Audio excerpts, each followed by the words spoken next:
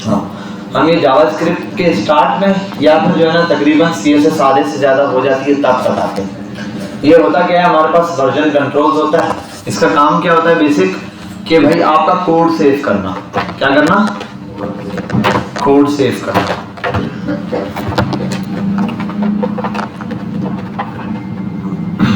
यार ये खोलो, ये पीछे से खोल दो, ये निकाल दो, ये स्क्रीन हटा दो। ऐसे से ऑडियो जा रही है, वीडियो नहीं आ रही। अच्छा, अब वो है क्या, वर्जन कंट्रोल्स। इस वर्जन कंट्रोल का काम क्या है बेसिक, इस वर्जन कंट्रोल का जो मेन काम है वो प्रोग्रामर्स का कोड सेव करना है। देखो, अब तक आप जो भी प्रोग्राम या कोड करते हो, जैसे आपने ये कोड किया, उसके बाद क्या करते हो इस कोड को अगर सेव रखना है? यहाँ वहाँ किसी फोल्डर वगैरह में डालते हो, फिर गायब हो जाते हो, ऐसा ही है ना? अब ये एक प्रॉब्लम वाली बात आती है आपके पास जब आप इस तरीके से काम करोगे तो अब आपका कोड सेव नहीं रहता। ठीक है, ये एक प्रॉब्लम है आपके लिए। अब या तो फिर बच्चे क्या करते हैं, जो थोड़े ज्यादा होशियार हैं वो किसी USB वगैरह ले आते हैं, उसमें डाल देते हैं, ले जाते हैं। कुछ उससे भी ज्यादा होशियार हैं, वो गूगल ड्राइव में कॉपी करते हैं, फिर चले जाते हैं। ठीक है, लेकिन ना तो गूगल ड्राइव ना तो USB इस कोड को सेव करने के लिए, इसमें से कोई भी चीज इसके लिए नहीं। हर किसी का, जैसे एक ग्राफिक डिजाइनर है, ठीक है, UX UI डिजाइनर्स हैं, उनके लिए भी एक वेबसाइट होती है बेहांस नाम की। उसका काम क्या होता है कि वो अपनी चीजें वहां पर सेव रखते हैं। और अच्छा, इसका एक बेनिफिट ये भी है कि जब आप किसी के पास जाते हैं, यार मैं प्रोग्रामर हूं, तो वो आपसे मल्टीपल चीजें लेते हैं। प्रोग्रामर है, ये कब से काम कर रहा है, उसके लिए वो आपसे एक चीज भी लेते हैं, आपका गिटहब अकाउंट का लिंक लेते हैं। क्या लेते हैं? गिटहब वर्जन कंट्रोल्स का लेते हैं। वर्जन कंट्रोल में और भी बहुत सारे, ठीक है, लेकिन सबसे जो पॉपुलर है, जो सबसे मशहूर है, सबसे ज्यादा फेमस है, वो क्या है? गिटहब है। गिटहब ऐसी वेबसाइट है जिसके अंदर प्रोग्रामर्स आते हैं, अपना कोड सेव करते हैं, और फिर जब भी किसी को जरूरत पड़ती है वो अपना कोड वहां से, पुराना कोड खुद भी ले सकते हैं, या किसी कोड को सेव करना होता है और स्टेप्स वाइज सेव करना होता है। उसमें काफी बेनिफिट्स है। मतलब ये कि अगर मैं बिलफरदाया मैंने एक दफा कोड किया, ये यहाँ आकर इसमें मैंने कुछ कोड किया, अब इसमें कोड तो मैंने कर दिया, लेकिन बाद में 2 लाइनें 3 लाइनें मिटा दी और Ctrl Z नहीं किया, ठीक है, सेव कर दी फाइल, वापस आया, नेक्स्ट डे देखना चाह रहा है, यार मैंने क्या चेंजिंग की थी, क्या मुझे याद रहेगा? या 4 दिन पहले वाला काम याद रहेगा? नहीं याद रहेगा एग्जैक्ट। तो इसकी वजह से गिटहब पे क्या होता है, हमारे पास इसका पूरा कंट्रोल होता है। मैंने कहाँ चेंजिंग की, क्या चीज इंसर्ट की, क्या चीज डिलीट की, सब मेरे पास अवेलेबल होता है। तो वहां बहुत इजी हो जाता है हमारे पास इस कोड को संभालना। गिटहब का अकाउंट बनाना बहुत इजी है, ऐसे ही जैसे फेसबुक का अकाउंट बनाना। ठीक है, गिटहब पे कुछ चीजें हैं वो हम नोट कर लेंगे। ठीक है, गिटहब आपके लिए कुछ चीजों पे प्रॉब्लम्स भी देगा। अभी जो है मैं आपको बिल्कुल बेसिक तरीका बताऊंगा, आप उस पर तवज्जो देंगे, उसके हिसाब से चलेंगे। फिर इसका एक और मेथड है जो अभी ज्यादा पॉपुलर है, जैसे हमारे पास ऑपरेटिंग सिस्टम मैंने बताया था विंडोज होता है, ऐसे लिनक्स होता है। जैसे खास तौर पे लिनक्स में काम करने वाले जो स्टूडेंट्स या जो भी लोग होते हैं डेवलपर, वो टोकन्स का यूज करते हैं, टोकन्स के थ्रू जो है इसको कनेक्ट करते हैं। फिलहाल मैं आपको डायरेक्ट मेथड बताऊंगा कि किस तरीके से होता है डायरेक्टली कनेक्ट। दूसरे नंबर पे फिर हम इसको आगे जाके कैसे देखेंगे, टोकन्स के हिसाब से भी देख लेंगे क्या। तो इसमें काफी सारी चीजें हैं, मेजर 2 या 3 बंदे मिलकर काम कैसे करते हैं, मेन ब्रांच होती है, ये होता है फलाना, बहुत सारी चीजें। ठीक है, अभी आते हैं इस फोल्डर को बंद करते हैं, और इसके लिए सबसे पहले आ जाते हैं हम यहाँ पे।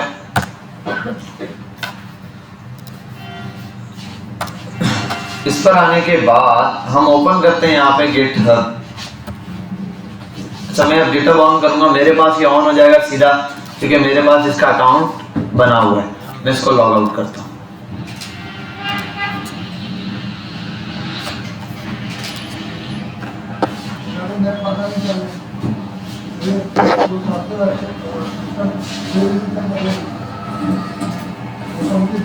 अच्छा भाई जी, अस्सलाम वालेकुम, कैसे हैं? ठीक हैं। अच्छा, ये प्रॉब्लम ये है कि इस पूरे रूम में ना ये जो बोर्ड है इसमें करंट आ रहा है बस, और बाकी किसी में भी कोई फेज वगैरह कुछ भी नहीं आ रहा। अब क्या इश्यू है ये तो नहीं पता, लेकिन हमने लास्ट क्लास भी ऐसे ली थी। अब ये जो चीज़ें चल रही है ना ये फिलहाल, अच्छा ये जितनी भी लाइटें चल रही हैं सिर्फ वो एक बोर्ड से, बाकी सब बोर्ड्स ऑन कर दें बटन तब भी कोई फायदा नहीं। इसकी इन्वर्टर लाइटें बंद करो, ये सारे बटन बंद करके दिखा दो, बस सिर्फ ये सब कुछ इसी पे चल रहा है। और ये जो चीज़ चल रही है हम बाहर से एक्सटेंशन लाए हुए हैं उसके थ्रू चल रहे हैं। रूम क्लोज हो गया इसकी वजह से। अब ये जो चल रहा है ना जो सिस्टम, ये वहाँ बाहर से हमने एक्सटेंशन ला दी है। ये यहाँ देखने वाले आपके लिए नहीं है, ठीक है, ये हम बाहर से बात कर रहे हैं तो बोलेगा ये यहाँ कोई एक्सटेंशन की बात चल रही है। अच्छा यहाँ पर आते हैं, ये गिटअप है। अच्छा ये जो है ना लास्ट टाइम वेबसाइट सेल हुई है, लास्ट टाइम ये वेबसाइट क्या हुई थी, सोल्ड हो गई है वेबसाइट, किसी ने खरीद ली, ठीक है, किसी ने बेच दी, किसी ने खरीद ली। ये वेबसाइट पता है कितने की बिकी है, कितने तक की होगी, कितने की होगी फिर भी, और फिर भी कितने की होगी एक अंदाजा। ये महंगी होगी, चलो कंपेयर करता है, ये महंगी होगी, दराज महंगी होगी या और कोई वेबसाइट महंगी होगी, मैक्सिमम 10 मिलियन। जी भाई है किसकी? मैं बता तो दिया, प्रोग्रामर्स अपना कोड रखते हैं यहाँ पे। तो अच्छा, लेकिन वेबसाइट किसकी है, ई कॉमर्स की है या? अरे कोड की वेबसाइट है, जब कोड रखते हैं, अगर कोई प्रोडक्ट रखी जाएगी सेल के लिए तो प्रोडक्ट की वेबसाइट होगी, ई कॉमर्स की कोड रखने की वेबसाइट है सिर्फ। कोड रखने की? हाँ ऐसी वेबसाइट है, आप अपना कोड पुश करते हैं कोड आ जाता है। लास्ट टाइम ये जो सोल्ड हुई है 35 बिलियन की हुई है डॉलर, 35 बिलियन डॉलर की।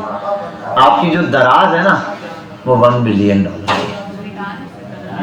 अगर 35 दराज मिल जाए तो इसके बराबर जाकर पहुंचता है बेटा, 100% पक्की बात है। उसकी वजह क्या है इसको भी समझना पड़ेगा ना, क्यों भाई इतनी महंगी क्यों है।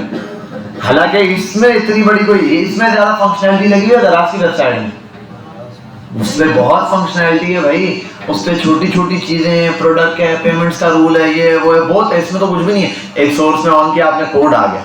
लेकिन मसला ये है दराज जिसने बनाई है उसने दराज का कोड लिखा होगा, कोड का यूएसबी में रखा होगा ड्राइव में, उसने भी यही कोड फेंका है। आपको पता है पूरी आपकी लिनक्स विंडो होती है ना, उस पूरी लिनक्स विंडो का कोड यहां मौजूद है। यहां बड़े बड़े चीजों के प्रॉब्लम्स के सॉल्यूशन मौजूद है, क्योंकि कोई भी प्रोग्रामर होगा वो कोड लाएगा, उसको रखने के लिए कोई जगह मिलेगी नहीं, उसने लाके यहां पुश कर देने। अब जब कोड पुश करना है तो उनके पास एक पावरफुल सॉल्यूशन आया हुआ, एक पावरफुल चीज आई, चाहे वो पासवर्ड्स की शक्ल में हो, चाहे ईमेल्स की शक्ल में हो, चाहे वो कोड की शक्ल में हो, सब कुछ है इनके पास, टोटल मटेरियल आ गया, इसका वो किसी तरह भी यूज कर सकते हैं। लेकिन जाहिर सी बात है कोई एथिक्स होंगी, उनके कुछ रूल्स होंगे, ऐसे तो नहीं आंखें बंद करके वो लोग भी यूज कर लेंगे आपका कोड। लेकिन वो आपके कोड्स को यूज करके और मल्टीपल चीजें बना सकते हैं, लीक नहीं करेंगे आपका कोड भाई, ठीक है, आपका कोड कहीं लीक नहीं होता, कोई ऐसी चीज नहीं है, लेकिन एटलीस्ट वो आपके कोड को यूज जरूर करेंगे। आपके कोड को अगर यूज करेंगे तो उससे बहुत सारी चीजें बन सकती हैं। आपके कोड का नहीं कह रहा कि आपके कोड में तो उसको हेलो वर्ल्ड ही मिलेगा या 2-4 रेड और ब्लू कलर मिलेंगे। जो बड़े बड़े प्रोग्रामर्स हैं उनके कोड में इनको बहुत सारी चीजों के सॉल्यूशन मिलते हैं। हाँ ऐसा ही, ठीक है। अब यहाँ पर भी जहां पर भी प्रोग्रामिंग रिलेटेड कोई भी काम आएगा, उसका ट्विटर वालों ने भी कोड कहीं ना कहीं घुमा के इधर फेंका होगा, नाम अलग हो, रेपो अलग हो, और इनके पास इतनी पावर है कोड भी पहचान जाते हैं, इस चीज का कोड है, ये इस चीज का कोड है, ये इस चीज का कोड है। अच्छा लॉगिन करना बहुत सिंपल है, साइन अप पे जाओ, अकाउंट बनाओ या साइन इन पर क्लिक मारो तो मेरे पास जैसे ये आ रहा है ना, ये दिया हुआ इसने साइन इन के लिए, वो ऑथेंटिकेशन खुद दे देता है, ठीक है। आपको बोलेगा वन टाइम, जैसे आप इसको लॉगिन करेंगे वहां देता है गूगल से लॉगिन का ऑप्शन, आपको पता है, आप क्लिक करोगे गूगल से आपका अकाउंट बन जाएगा, ठीक है। अदरवाइज आप साइन अप पे भी जाओगे वहां पर भी बोलेगा गूगल का अकाउंट लॉगिन, आपने गूगल के अकाउंट से लॉगिन करना। आप गूगल का अकाउंट लिखोगे, नेक्स्ट करोगे, आपके जीमेल पे एक मैसेज जाएगा वेरिफिकेशन। अभी भी जब मैं लॉगिन करूंगा मेरे पास खैर ये ऑन है यहाँ पर, वरना ये जीमेल पे भेजेगा आपको एक मैसेज, उसके अंदर एक कोड होगा, ओटीपी कोड होता है ना वन टाइम वाला, तो वन टाइम कोड जो आपको मिलेगा, आपने वो ये कोड यहाँ पर एंटर करना है, आपका जो है अकाउंट यहाँ पर ओपन हो जाएगा। और मेरा ख्याल है ये इंटरनेट स्लो चल रहा है, मुझे कनेक्ट करना पड़ेगा।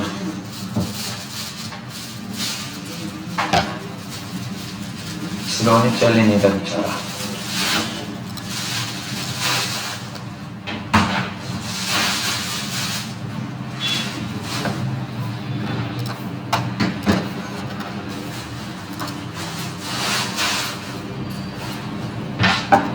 ऐसे आपके पास GitHub का अकाउंट क्या हो जाएगा, ओपन हो जाएगा। ऐसे ओपन होगा तो बिल्कुल खाली वाली पड़ा होगा।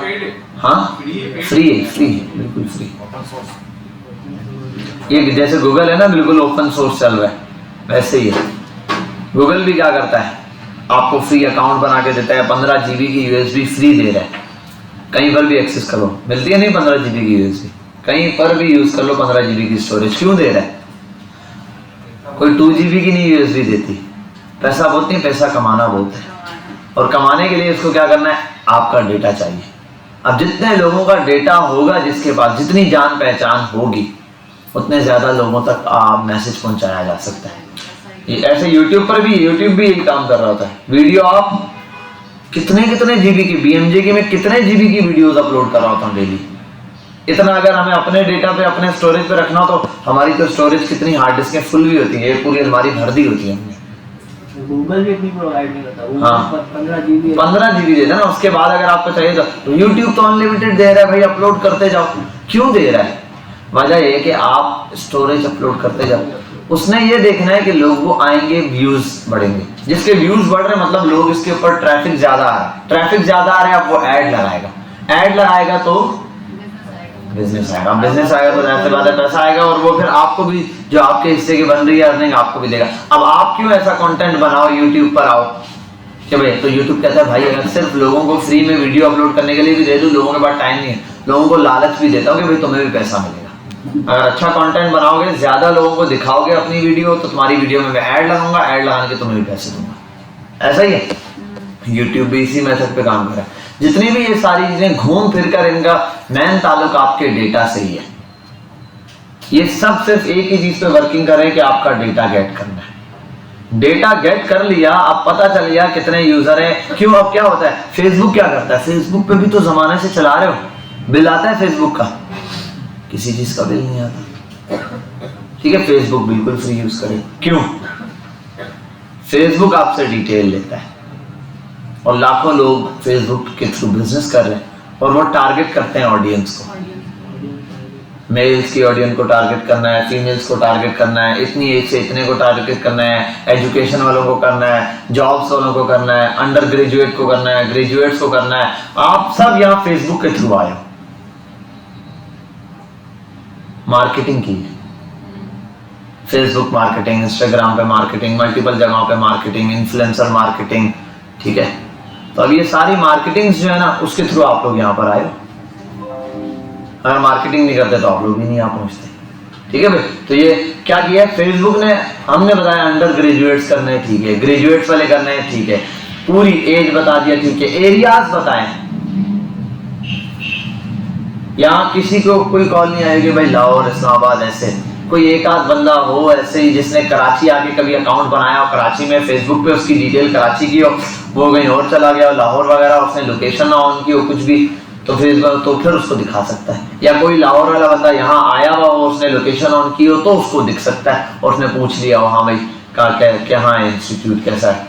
ठीक है भाई, वैसे हुआ था ऐसा कि मैंने लिंक्डइन में पोस्ट डाली, टीचर चाहिए था एक डिजिटल मार्केटिंग का, तो मुझे बंदे की कॉल आ गई, मेरा इतना एक्सपीरियंस है ये वो सब। मैंने कहा ठीक सारी डिटेल ली, जबरदस्त। सदर में हम कहाँ है? मैंने कहा सदर में, बिल्कुल सदर के आगे जामा मॉल। बोलता ठीक, जामा मॉल किधर है? सदर में। मैंने कहा ये सदर में बिल्कुल बैंक टावर सदर। वो बोलता है कौन से सदर की बात करूं? मैंने कहा यार ये अपना कराची में। बोला मैं तो लाहौर में बैठा हूँ।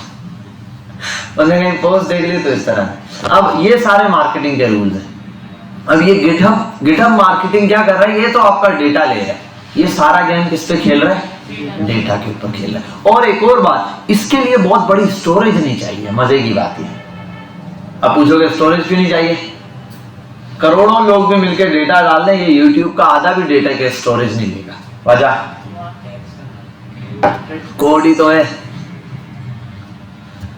आप एक पूरा फोल्डर बनाते हो ना, ये आपने बनाया है, इसमें प्रोग्रामिंग डालिए। इसमें सबसे अगर हैवी चीज होगी तो क्या होगी पता है, आपकी इमेजेस होगी। अदरवाइज 10.7 MB का टोटल है। आपकी मेन फाइल कौन सी है, इंडेक्स, यहाँ आओ इसको देखो जरा, 1.78 KB। ये MB भी कंप्लीट नहीं है, ये 1 MB भी कंप्लीट नहीं है जो आपका कोड है। तो कोड तो जगह ही नहीं ले रहा, समझ आ गई बात। तो यूजर यहाँ पे क्या भेज रहे होते हैं, अपना कोड भेज रहे होते हैं, जितना कोड आप पुश करवाते हो। अब आते हैं यहाँ पे, इसके लिए करना क्या है, कुछ भी नहीं करना भाई। आप यहाँ पर आते हैं, आपका ये बिल्कुल स्क्रीन खाली दिखेगी। न्यू रेपो का ऑप्शन देगा। रेपो क्या होती है, एक रेपोजिटरी। एक रेपोजिटरी का मतलब आपका एक प्रोजेक्ट, वो आप बनाते हैं, आपका पहला प्रोजेक्ट बन जाता है। उसके अंदर आप जो कोड पुश करना होता है वो करते हैं। उससे पहले आपको अपने सिस्टम में एक चीज इंस्टॉल करनी पड़ती है, गूगल पर आना पड़ता है, और उसको आने के बाद इसको कहते हैं गिटहब, ठीक है। और एक मिनट, सॉरी गिटहब नहीं, गिट डाउनलोड। गिट डाउनलोड लिखते हैं आप, गिट डाउनलोड्स के लिए ऑप्शन आ जाते हैं। फॉर विंडोज लिख देना, खैर डायरेक्ट दे देगा, बनाइएगा। आपने इस गिट को डाउनलोड करना है और अपने पास इंस्टॉल कर लेना। अच्छा, अब किसी सिस्टम के अंदर आप बैठे हो, वहां गिट है या नहीं, ये कैसे पता चलेगा? उसके लिए आपने यहां आना है, Windows R CMD enter, git minus V है या गिट माइनस V है, चेक कर लेते हैं।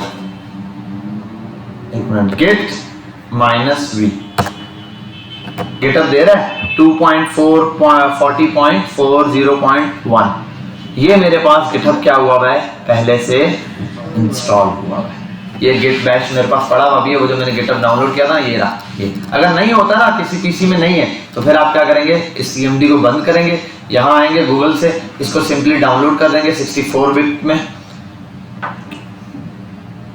आपने डाउनलोड किया, इस पर क्लिक करेंगे और ये क्या हो जाएगा, बंद हो जाए भाई। 57 MB का है, डेटा लगा हुआ है मेरा, ठीक है।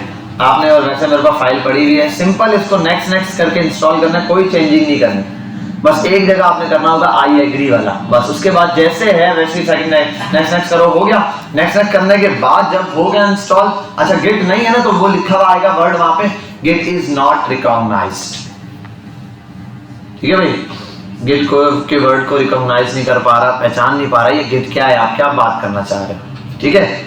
यही चीज है, तो फिर आप ये गिट इंस्टॉल कर लेंगे। जब इंस्टॉल कर देंगे तो दोबारा से CMD, Windows R CMD on करना। अच्छा ये याद रखना, बच्चे क्या करते हैं, गिट -V इंटर, गिटअप यहाँ पर जैसे मेरे पास लिखा हुआ आगे, उनके बाद लिखा हुआ आता है GitHub git not recognised, git का वर्ड नहीं पहचान पा रहा क्योंकि गिटअप है ही नहीं।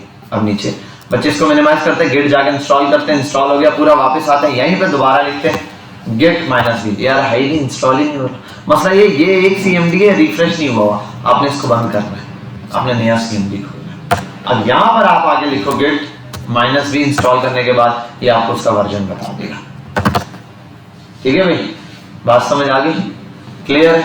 आपने ये इंस्टॉल कर लिया, इंस्टॉल हो गया, सिंपल आपके पास गिट, आपने गिटहब का अकाउंट बना लिया, गिटहब का अकाउंट भी बन गया आपके पास, ये भी इंस्टॉल हो गया।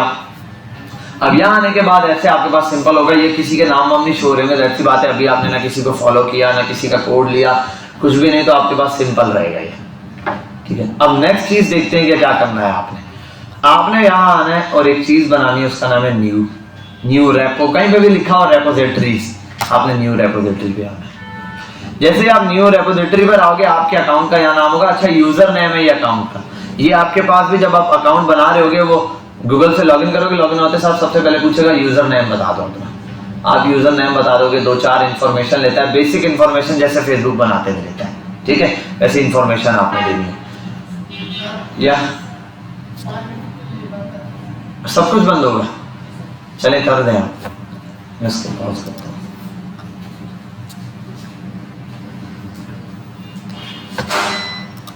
चलो जब तक ये चल रहा है यहाँ देखते हैं। यहाँ पर आपने क्या करना है, रेपो का नाम देना है, मतलब क्या काम करना चाह रहे हो, जो भी काम या जो भी प्रोजेक्ट करना चाह रहे हो ना, आप उस प्रोजेक्ट का नाम दे दो, ठीक है। CSS स्टार्ट करने जा रहे हो, ये जो भी डिटेल में, तो मैं यहाँ लिख देता हूँ बिलफर्ड, हम मॉड्यूल 1 वाला काम कर रहे हैं, ठीक है। मैं लिख देता हूँ BMJ मॉड्यूल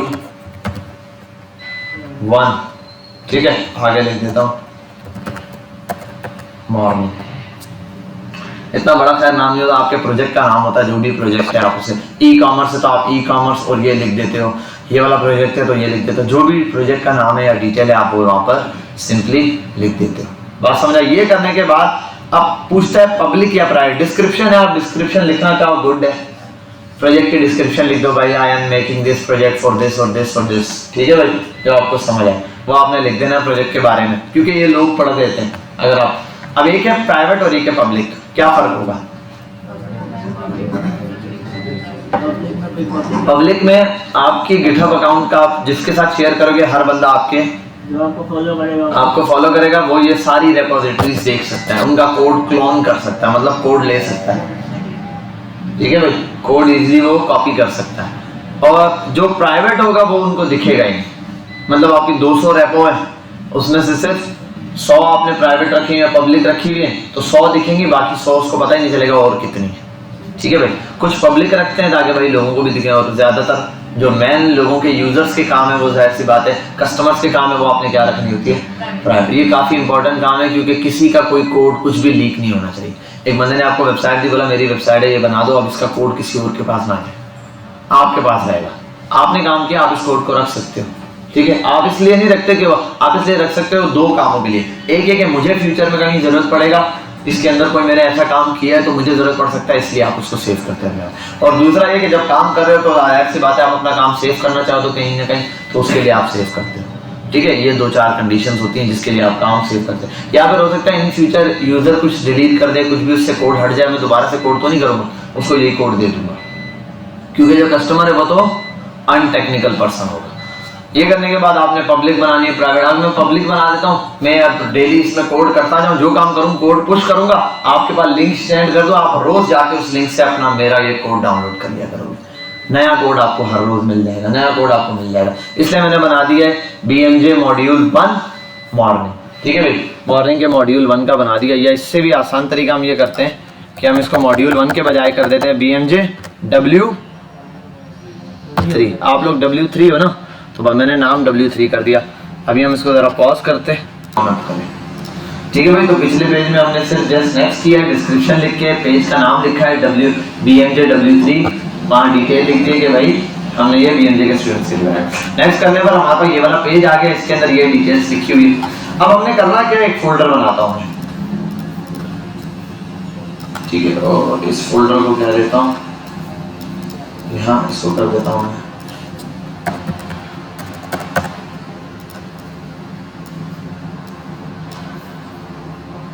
कोड ओपन है,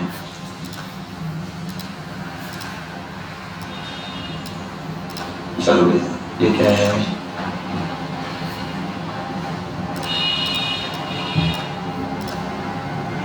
इसको हम बना देते हैं BMJ W3। अब डेली इसे एक फोल्डर में हम काम करेंगे। ये फोल्डर कहीं पर भी उड़ गया, किसी भी सिस्टम में ऑन करना है, मैं आईडी ओपन करूंगा, क्लोन करूंगा, सेम चीज हमें मिल जाएगी, दोबारा से कोड पुश करना शुरू कर। अब ये तो हो गया, आपने अपनी आईडी आपकी उस सिस्टम में ऑन होनी चाहिए।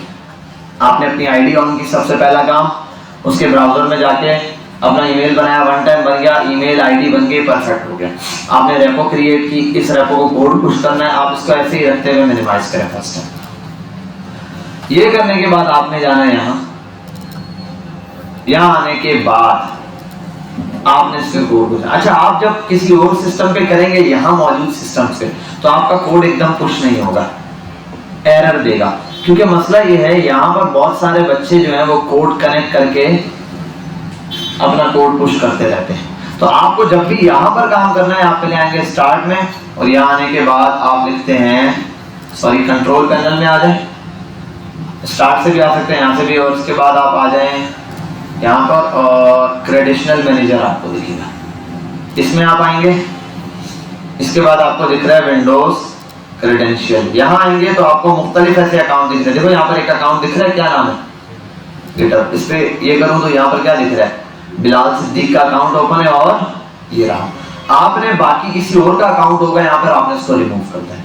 अगर आप रिमूव नहीं करोगे, क्या नहीं करोगे, रिमूव नहीं करोगे, तो ये काम नहीं करेगा, ठीक है। आप पुश करने लगे हो, बोलेगा आपका ना कोड लिखा होगा, उस पर लिखा हुआ आएगा जिस बंदे का है, बिलफर Rehan denied to push the code, ठीक है, रेहान डिनाइड करा, बोलते रेहान कौन है, अगर कोई और बच्चे का नाम आए आपको समझ नहीं आ रही होगी, भाई अकाउंट तो मैंने बनाया भाई, ये किसका नाम, वो इस बच्चे का नाम आ रहा है जिसने यहाँ पर, तो सिंपल है, control panel, credential manager, Windows credential, और यहाँ आने के बाद आप देखोगे नीचे अकाउंट होगा गिटहब का, जैसे बहुत सारे ना ऐसे गिटहब लिखा हुआ होगा, गिटहब गिट एचटीटीपी ये रहा, आपने इसको कर देना रिमूव। अब रिमूव कर दोगे आपको जीरो से, आप मेरा अकाउंट भी नहीं कनेक्ट है, ठीक है, यहाँ इस सिस्टम के साथ नहीं कनेक्ट, विंडो में तो है, मैंने इस वजह से हटाया ताकि आप जीरो से जो आप जब आप इसको रिमूव कर दोगे आप जीरो से, और अगर आपका अपना पीसी है, किसी ने पहले गिटहब नहीं किया तो ये होगा ही वन टाइम, लेकिन चेक कर लेना, नहीं है तो जबरदस्त। अब आपने आना है इस फोल्डर में, और यहाँ आने के बाद ओपन करते हैं VS कोड, ओपन करने के बाद यहाँ पर आता हूँ, मैं एक कोड लिखता हूँ, एक न्यू फाइल बनाता हूँ, इसको बंद करता हूँ, उसको देता हूँ index.html। ये लिखने के बाद यहाँ पर मैं थोड़ा सा काम क्या करता हूँ कि भाई मैं यहाँ लिख देता हूँ, ये स्निपेट ओपन करता हूँ, और यहाँ लिखने के बाद H1 में लिख देता हूँ हेलो वर्ल्ड। सेव किया इस कोड को, कोड हो गया सेव। अब आप चाहो यहीं से काम कर सकते हो, वरना इस कोड को बंद कर दो, इस फोल्डर में रह रहे हो आप, ठीक है, इस फोल्डर में आप मौजूद हो, कोड आपके पास है, ये फाइल है जो आपने क्या करनी है, पुश करनी। आप यहाँ आओ, CMD ऑन कर लो। अब CMD यहाँ से ऑन किए, यहाँ क्यों ऑन किए, क्योंकि इसी फोल्डर का ये चाहिए। देखो W3 में आके एक फाइल बनाई है मैंने, खाली क्यों नहीं छोड़ा, खाली क्या पुश करता है, क्या भेजता हूँ, तो मैंने इसलिए ये बनाया, इसलिए यहाँ CMD ऑन किया। अब यहाँ पर मैं कोड भेजना शुरू करता हूँ। पहला काम आपने करना है git स्पेस init, ये कमांड आपको यहाँ मिल जाएगी, git init हो गया, git init पहली कमांड। इससे क्या होगा, गिटहब इनिशियलाइज्ड हो जाएगा, आपके प्रोजेक्ट में गिट की फाइल आ जाएगी। देखो मैं जैसे ये करते हैं, आगे देखते हैं, git init एंटर,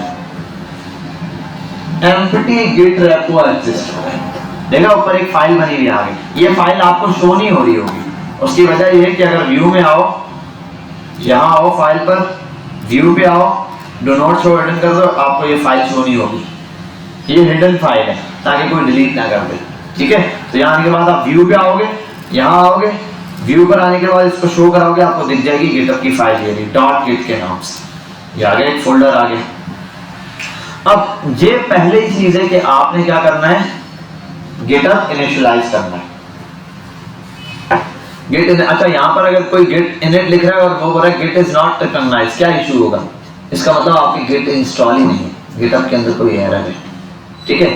ये करने के बाद नेक्स्ट स्टेप है, आप यहाँ आओ, ये वाली लाइन है ना, git remote add origin, git remote add origin line है, और उसके बाद आगे आता है, ये फिक्स लाइन है, ये तो यही लिखना है, उसके आगे आता है HTTPS और ये क्या है, ये बेटा आपके इसका लिंक है, इस रेपो का लिंक है, क्या है, HTTPS में github.com पे जाओ, बिलाल सिद्दीक पे जाओ, और BMJW3 की गिट पे जाओ, समझे बात। अगर कोई और रेपो होती तो सेम रहता, इस रेपो का नाम चेंज हो जाता आपने। अच्छा ये याद रखना, एक है इसमें SSH और एक है HTTPS, आपने HTTPS रखना है, SSH नहीं करना। देखो SSH आ गया ना, get@github, नहीं HTTPS रखना है।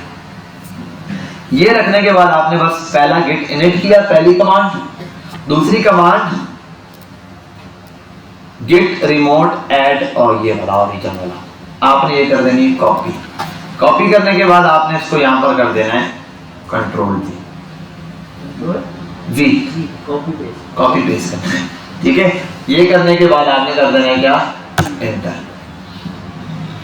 कोई प्रॉब्लम, ये हो गया। अब आपके पास जैसे ये चीज आ गई, ये सब ऐड है, अब आप एक कमांड है वो चेक करने के लिए, उसका ताल्लुक कोड को पुश करने से बिल्कुल नहीं है, स्टेटस देखने के लिए कि भाई अभी मेरे पास क्या स्टेटस चल रहा है।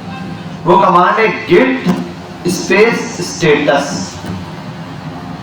ये सिर्फ चेकिंग कमांड है, इसका कोड को पुश करने से कोई ताल्लुक नहीं है। मैं लिखता हूं git स्टेटस, इंटर करता हूं, इसने क्या कहा, on branch master untracked file. Untracked file को कितनी पड़ी है, कौन सी पड़ी है, index.html, क्योंकि अभी तक एक फाइल इस फोल्डर में है index.html जो मैंने अभी तक अनट्रैक है, जिसको भी ट्रैक करके पुश नहीं किया मैंने। क्या नहीं किया?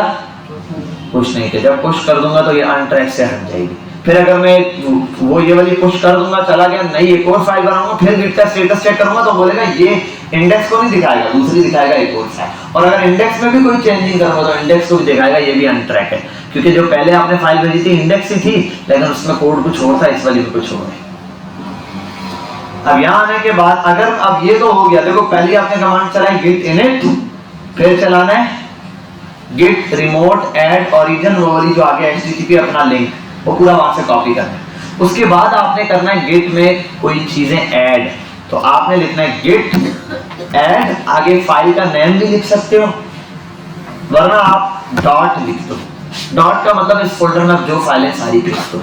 अभी इस फोल्डर में, हाँ इस फाइल फोल्डर में डॉट लगाने से, वरना एक एक का अब 5 फाइलें आपने सारी भेजनी होंगी ना, आप वन बाय वन भेजो git index.html css सब डॉट लगाओ और एंटर करो, सब की सब ऐड हो गए। अब अगर ऐड हुई है या नहीं कैसे पता चलेगा? अब आप और यहाँ लिखो git status, अब चेक करो स्टेटस ऐड करने के बाद changes to be committed new file index.html, green colour में आ गई।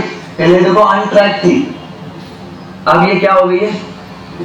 ट्रैक फाइल हो चुकी है। अब इस फाइल के अंदर ये चीज ऐड हो गई। अब आपने जब एक दफा बेसिक कमांड वही है git init, git का लिंक करवाओ, git add डॉट हो गया। अब करना है git push, git commit, sorry क्या करना है?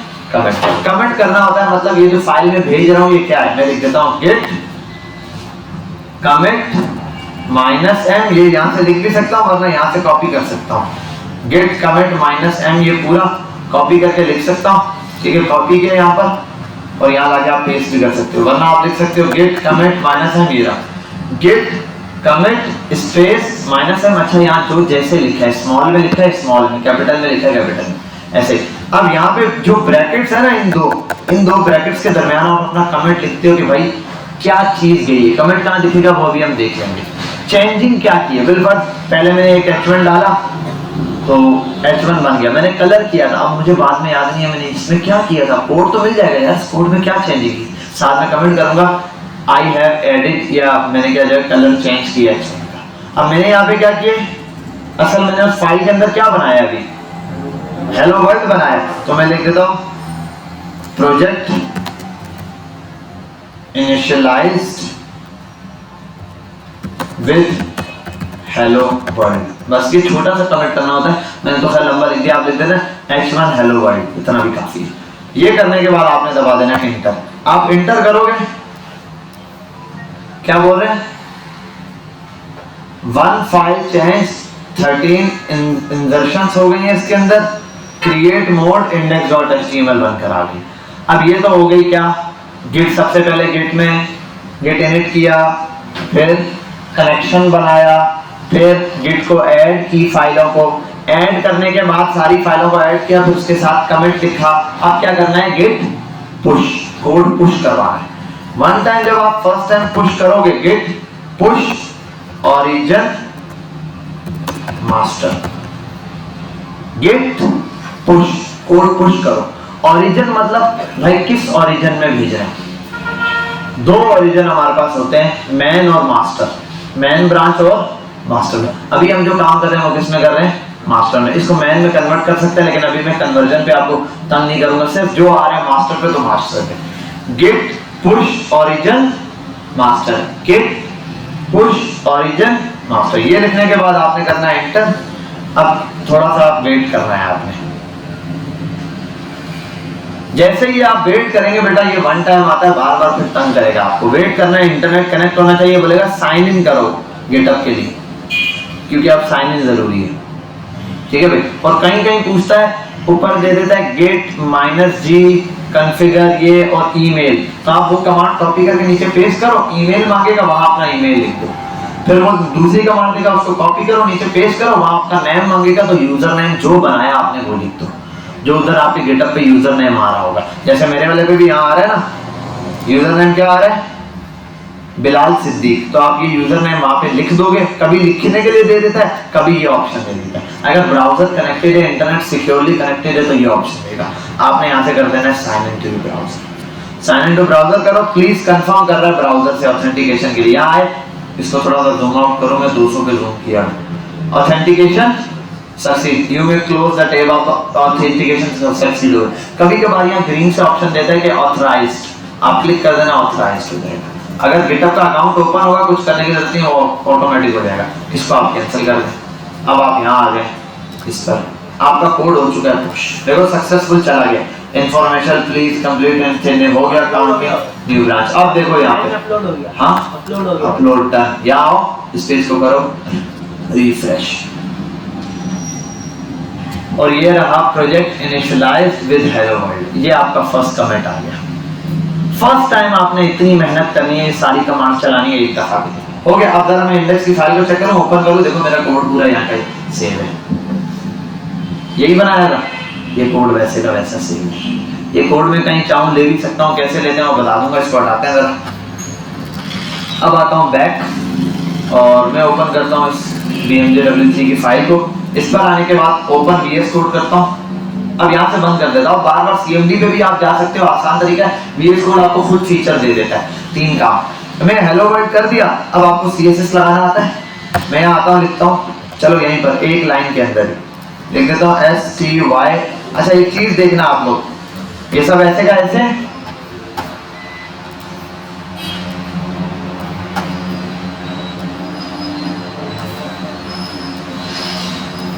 अब जरा यहाँ देखो बेटा,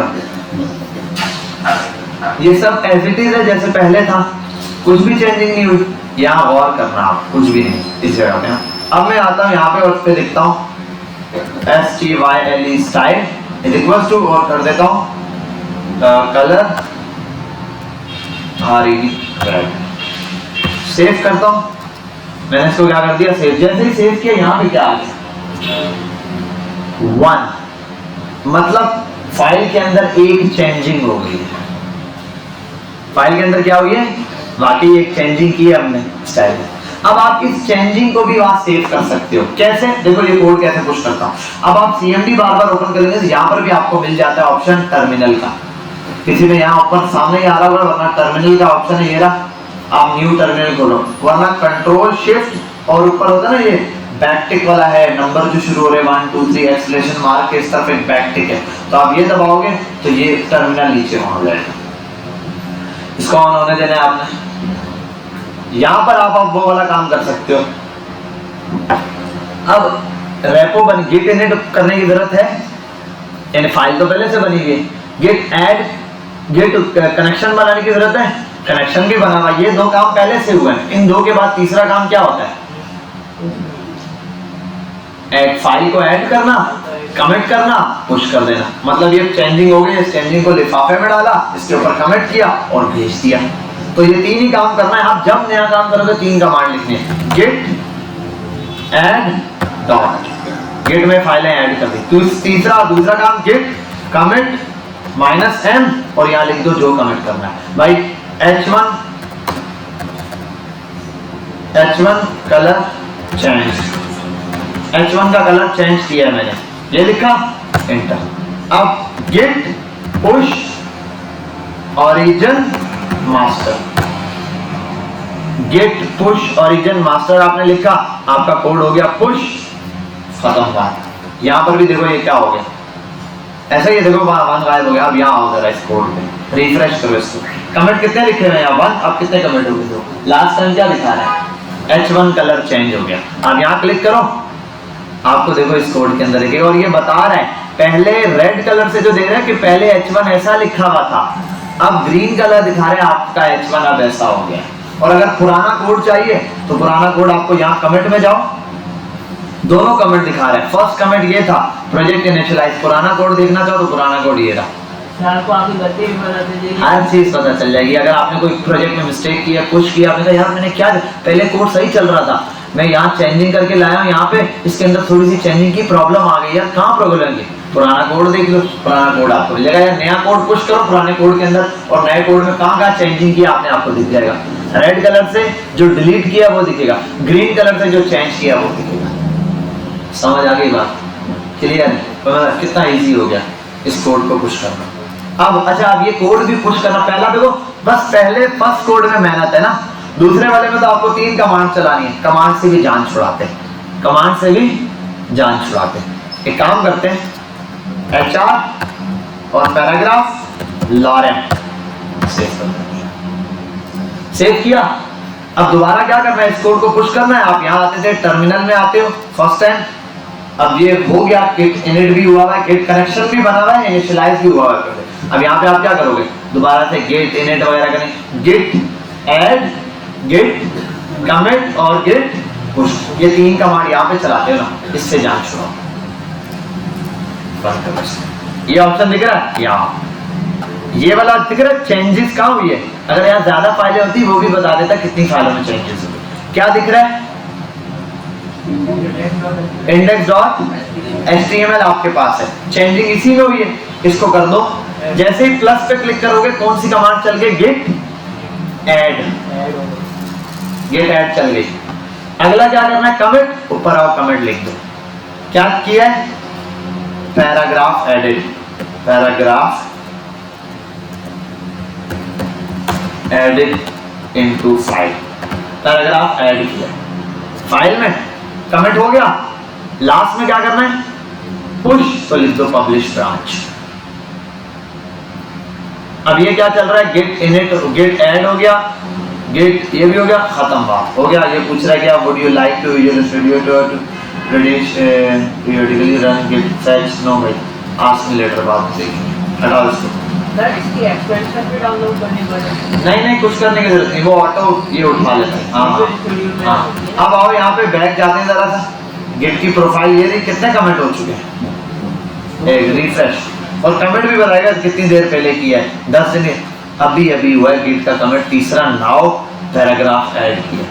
या आओ कमेंट पे, तीनों बताएगा, ये 9 मिनट पहले मैंने कमेंट किया था, ये 3 मिनट पहले, और ये आप 10 दिन पहले भी कोई कोड किया, लिखा होगा 10 days, 1 month, 39 days, 40 days, 50 days, हर एक चीज बता देगा।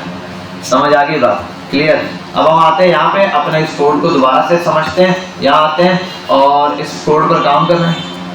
अरे फाइल डिलीट हो गई, अरे यार मसला हो गया, कोई मसला नहीं। यहाँ आओ, न्यू फोल्डर बनाओ, इसको यहाँ रखो, यहाँ आओ, लिखो CMD,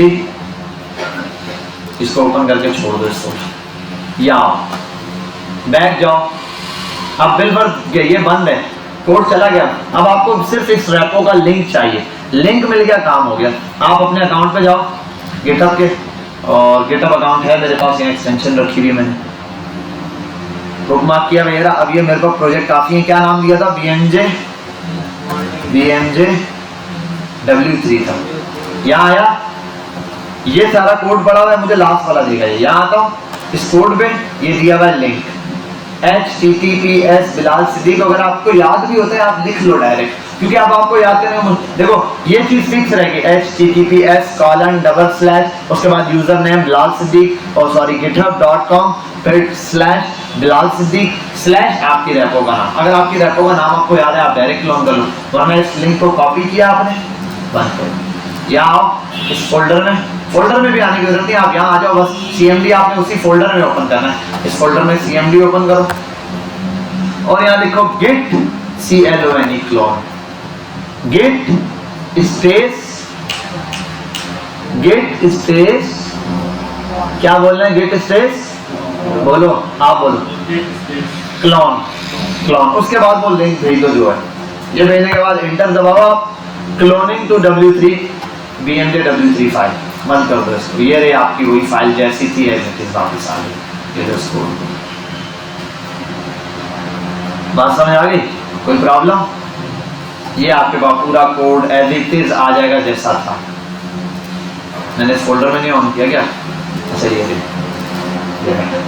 आपका कोड भी आ गया। दोबारा चेंजिंग करो, वो कोड पुश करो, जो करना है करो। बिल्कुल यहाँ एक फाइल बनाता हूँ, एक नई फाइल बनाता हूँ, यहाँ आता हूँ और एक नई फाइल बनाता हूँ, CSS style.css। अब एक काम करता हूँ, style.css बना दिया, इसको सेव कर लेता हूँ। सेव करता हूँ। अभी style.css को कनेक्ट नहीं करता पहले। क्यों नहीं कनेक्ट किया उसकी वजह बता रहा हूँ। अभी इस फोल्डर में क्या चीज चेंज हुई है,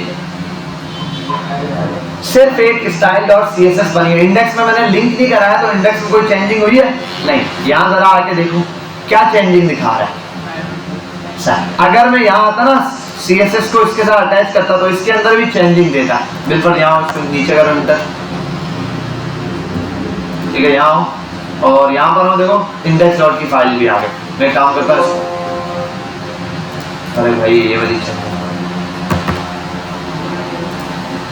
ठीक है भाई। अब दोबारा से बंद होगा क्यों, क्योंकि जैसा था मैंने वैसा कर दिया। अब मैं अगर सिर्फ इसको ऐड करूँ, क्या किया, जैसे क्लिक करूँगा कौन सी कमांड चली, गेट ऐड। अब क्या करना है, गेट कमिट। गेट कमिट वरना आपको लिखनी पड़ेगी ये कमांड, अगर लिख नहीं रहे हो तो यहाँ से कर लो। गेट कमिट में मैं लिख देता हूँ style dot CSS file created. अब मजे की बात देखना, आप इसको कमेंट किया, दिस एक्शन विल पुश और कमिट द, ओके कर दो भाई। फर्स्ट टाइम अच्छा ये आप दोबारा से फाइल डाउनलोड करके वो किया ना तो सिंक्रोनाइज का ऑप्शन दे रहा है, स्पेसिफाई चेंजेस सिंक्रोनाइज करनी है। अच्छा ये अब यहाँ पर हो गया ये कोड। अब जरा वहां जाके देखते हैं, रिफ्रेश, दो फाइलें आ गई और ऊपर वाली फाइल पे क्या लिखा है, पैराग्राफ एडिट किया था। स्टाइल की फाइल में CSS क्रिएट किए, सिर्फ वहीं पर चेंज आया। अगर मैं दोनों के साथ कमेंट करता तो दोनों के साथ अलग अलग कमेंट जा रहा। ठीक है, तो मैं जिस फाइल के साथ, अगर मैं यहाँ पर आऊँ, अब इसको अटैच करना है, यहाँ आके इधर लिख दूँ, इसके साथ यहाँ पर लिंक और CSS लिखकर सेव कर दूं। चेंजिंग यहाँ पर भी आ गई। इधर आऊं, CSS लिंक अटैच्ड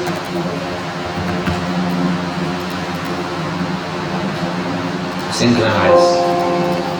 खैर इतनी छोटी छोटी चेंजिंग नहीं करते हम लोग, थोड़ा ज्यादा सारा कोड करके फिर पुश करते हैं। थोड़ा सा कोड किया फिर पुश कर लेते हैं, वरना एक दिन में जितना कोड किया वो सारा पुश करते हैं। 2-3 दिन के कोड्स को जा फिर इतने ज्यादा कमेंट हो जाएंगे। रिफ्रेश करते हैं, CSS लिंक अटैच अभी अभी, और 1 मिनट पहले हमने CSS की फाइल बनाई थी। बात समझ आ गई, क्लियर है, इजी है ना, इसको चेक करना। और उसके बाद अगर आप ऐसे अपने अकाउंट पर आओगे, आप जो कोड पुश करते हो, कोई प्रोग्रामर आएगा देखेगा आपने कब कब कोड पुश किया है। किसी को आप लिंक भेजते हो वो बताता है, देखता है आपने कितनी रेपो क्रिएट की है, पब्लिक में इतनी है, कितनी कंट्रीब्यूशंस की हैं, आपने क्या क्या वो बनाए हुए हैं। ठीक है, ये लाइन से तो डिटेल में आपको जितना भी काम है आपको दिखा रहा होगा, आप किस लैंग्वेज पे काम करते रहे हो, जितने जितने दिन आपके, ये जितने ज्यादा बॉक्सेस आपके ग्रीन होते जाएंगे ना, इसका मतलब आप उतना ज्यादा लिंक्डइन पे क्या, सॉरी गिटहब पे क्या हो, एक्टिव हो। बात समझ आ गई, क्लियर है, तो प्रॉब्लम तो नहीं है। आपने इस तरीके से करना है। देखो मेरे पास यहाँ पुराने पुराने कोड पड़े हैं, मुझे कोई भी कोड चाहिए, ये चाहिए, ये चाहिए, मैं यहाँ पर आता हूँ, इस पर क्लिक करूंगा, ये पूरा एक कोड प्रोजेक्ट मिल जाएगा। क्लाउड हाउस के नाम से पूरा प्रोजेक्ट है। इस प्रोजेक्ट को यहाँ से मैं क्लोन करना चाहूँ, क्लिक करूँ, क्लोन होकर मेरे पास ये प्रोजेक्ट क्या हो जाएगा, आ जाएगा। बात समझ आ गई, क्लियर है, तो प्रॉब्लम तो नहीं। ठीक है, बात समझ आई बेटा, समझ आ गई, इसमें कोई प्रॉब्लम तो नहीं है। किसी का कोई सवाल, इजी है, नोट कर लें। कॉपी वाला जो था वो कौन सा था, क्या कॉपी वाला, कॉपी पेस्ट वाला जो कमेंट था, गेट रिमोट ऐड वाला, आपने वो कॉपी करना है। बाकी तो आपको याद होगा ना, पहला कमेंट है गेट, सबसे पहला गेट इनिट फर्स्ट टाइम, फिर कनेक्शन बनाने के लिए गेट रिमोट ऐड HTTPS, आपकी पूरी वो जो रेपो का नाम है वो कॉपी किया, आपने पेस्ट कर दिया, कनेक्शन बन गया। अब फाइल भेजने का काम शुरू है, तो पहले फाइल भेजने के लिए git add, git commit, git push.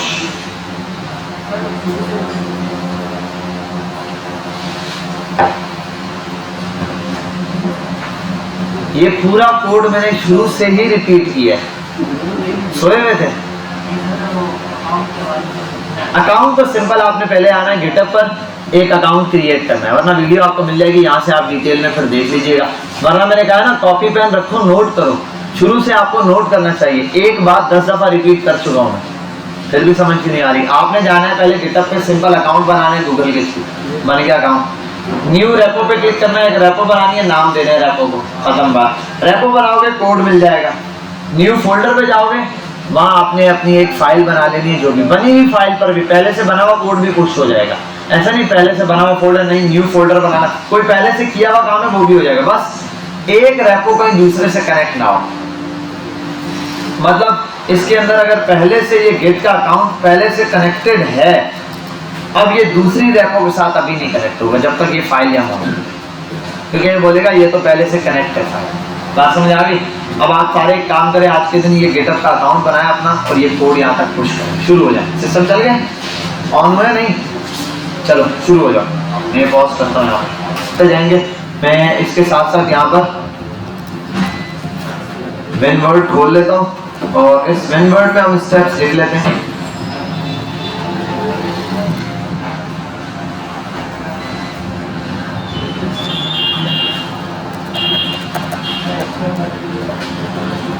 सबसे number 1, create GitHub account. GitHub का अकाउंट बनाएंगे आप पहले नंबर पे। गिटहब का अकाउंट बनाने में क्या प्रॉब्लम आती है, देखो आप साइन अप पे जाओगे और बोलेगा क्रिएट अकाउंट, एक चीज आएगी वेलकम लिखा हुआ, उसके बाद बोलेगा अपना ईमेल दे दो। आप अपना ईमेल लिखेंगे गूगल वाला, ठीक है, या किसी पर का हॉटमेल या आउटलुक पर जो ईमेल बने आप वो लिख देंगे। लिखने के बाद जैसे डन करेंगे उससे वो आपके बाद ईमेल से पासवर्ड पूछेगा, पासवर्ड बताओगे, पासवर्ड के बाद वो आपसे यूजर अकाउंट पूछेगा, आपने आपके यूजर का नाम क्या हो। आप अपना नाम सबसे पहले सिंपली जो है वो लिख कर देखेंगे। अच्छा, इस पे यूजर नेम में स्पेस नहीं होनी चाहिए, हाइफन यूज कर सकते हो आप, ठीक है।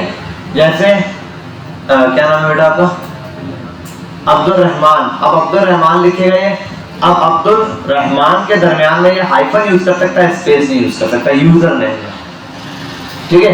तो या इस तरीके से ये नाम लिखते हैं। अब देखिएगा अब्दुल रहमान के नाम पे हाइफन लगा के बना हुआ है, तो आगे कोई 1 0 1 2 इस तरीके से नंबर डाल देगा, या कोई वर्ड शॉर्ट कर देगा ताकि वो चीज AB रहमान कर देगा, ठीक है। तो इस तरीके से क्या हो जाएगा, वो यूजर नेम एक्सेप्ट हो जाएगा। ये करने के बाद नीचे आ जाता है एक पजल का ऑप्शन दे रहा है अभी, ठीक है। ये चेंज करता रहता है, कभी क्या पजल देता है, कभी क्या पजल दे देगा आपको, कुछ में साउंड दे रहा है, ठीक है। अगर साउंड दे रहा है रिफ्रेश करें 2 4 5 बार, वो रिफ्रेश से हट जाएगा। नहीं आता आप रिफ्रेश करें दोबारा से पेज आएगा, फिल करें, आपके पास साउंड के बगैर वाला आ जाएगा। साउंड में क्या, वो 1 से 2 लाइनें बोल रही होती है, इंग्लिश की बोलते हैं, वो लिख दो ऐसे, आपने इसको स्पेस दबा के सुन के आपने वो लाइन लिख दी, क्या लिखा है बस। अदरवाइज पजल देगा आपको, 6 पिक्चर्स होती है, 9 पिक्चर्स होती है, 9 या 6 पिक्चर्स के अंदर से आपने क्या करना होगा, ऐसे पिक्चर चूज करनी है जिसमें 2 सिमिलर ऑब्जेक्ट हो, मतलब एक जैसे। एक पिक्चर है उसमें मोबाइल 2 है, एक जैसे मोबाइल है, उन पर आपने टिक कर देना, ठीक है। ऑब्जेक्ट बनाना है कोई भी, 2 ट्राइंगल्स बने हुए, आपने वो 2 ट्राइंगल वाली पे क्लिक किया, ये हो जाएगा। तो ये आपका क्रिएट हो जाएगा अकाउंट। जैसे ये क्रिएट पर होगा, आप क्रिएट अकाउंट पे क्लिक करेंगे, आपके ईमेल पर एक कोड आ जाएगा। आपके ईमेल पे जो कोड आएगा उसको आपने थोड़ा सा नोट करना है।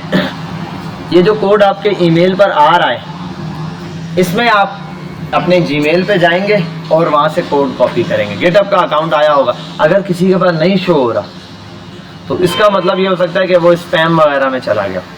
तो राइट साइड पर बाहर होता है, वहाँ बहुत सारे मैसेजेस होते हैं, ऑल मैसेज पे क्लिक करें या स्पैम पर जाएं या ऊपर सर्च पे जाएं, सर्च करें गिटहब, आपको मिल जाएगा उसका यूज़र, गिटहब का ईमेल मिल जाएगा, वहाँ नंबर होगा, वो नंबर आपने डिजिट कॉपी करना है और सेम टू सेम क्या कर देना है, लिख देना है। बात समझ आई? क्लियर है? स्टेप 2 आप लिख लें।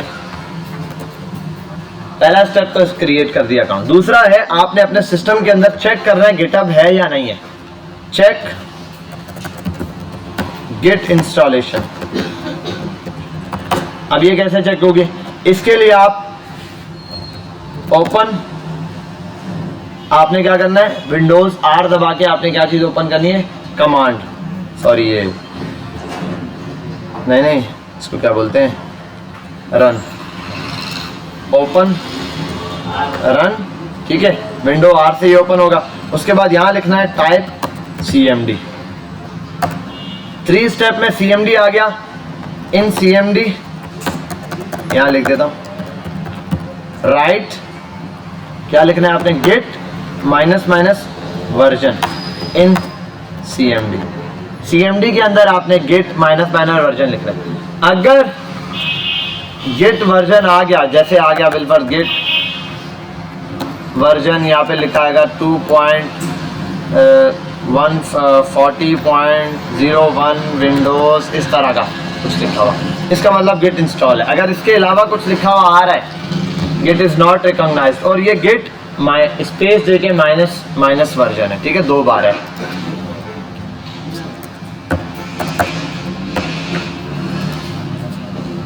ये आपने यहाँ पर लिख देना है विंडोज़ के साथ, ठीक है। अच्छा, ये आपको स्क्रीन पे दिख ही नहीं रहा, मैं वैसे ही लिख रहा हूँ, खैर वीडियो में आपको दिख जाएगा। वैसे सिंपल है, आपने क्या करना है गेट स्पेस देना है और उसके बाद 2 बार हाइफन वर्जन लिख देना है। अब अगर आपके वहाँ पर इंटर करने के बाद गेट का वर्जन आ जाता है, मतलब लिखा आता है गेट 2 पॉइंट या 1.0 पॉइंट समथिंग करके, तो वो तो गेट इंस्टॉल है। अगर ये नहीं आता, लिखा आता है गेट नॉट रिकॉग्नाइज्ड और कुछ लिखा हुआ जाता है, इसका मतलब क्या है कि गेट इंस्टॉल नहीं है। ये हो गया गेट इंस्टॉल है आपके पास। अब आपने जाना है वहाँ पर, ओपन करना है अपना गेट का account, open your GitHub account. आपने अपना गिटहब अकाउंट ओपन कर लेना है। वहाँ पे नंबर 5 स्टेप पर आपको वहाँ दिखेगा क्रिएट रेपोजिटरी। आपने रिपोजिटरी तैयार करनी है।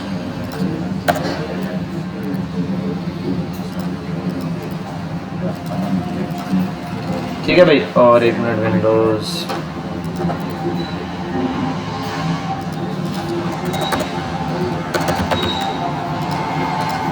रेपो क्रिएट करने के बाद जब आपकी रेपो बन गई है तो आपने रेपो का नाम देना है। नाम देने के बाद पब्लिक या प्राइवेट सेलेक्ट करना है, नेक्स्ट करना है, रेपो आ जाएगी। अब आपने चलानी है कमांड्स।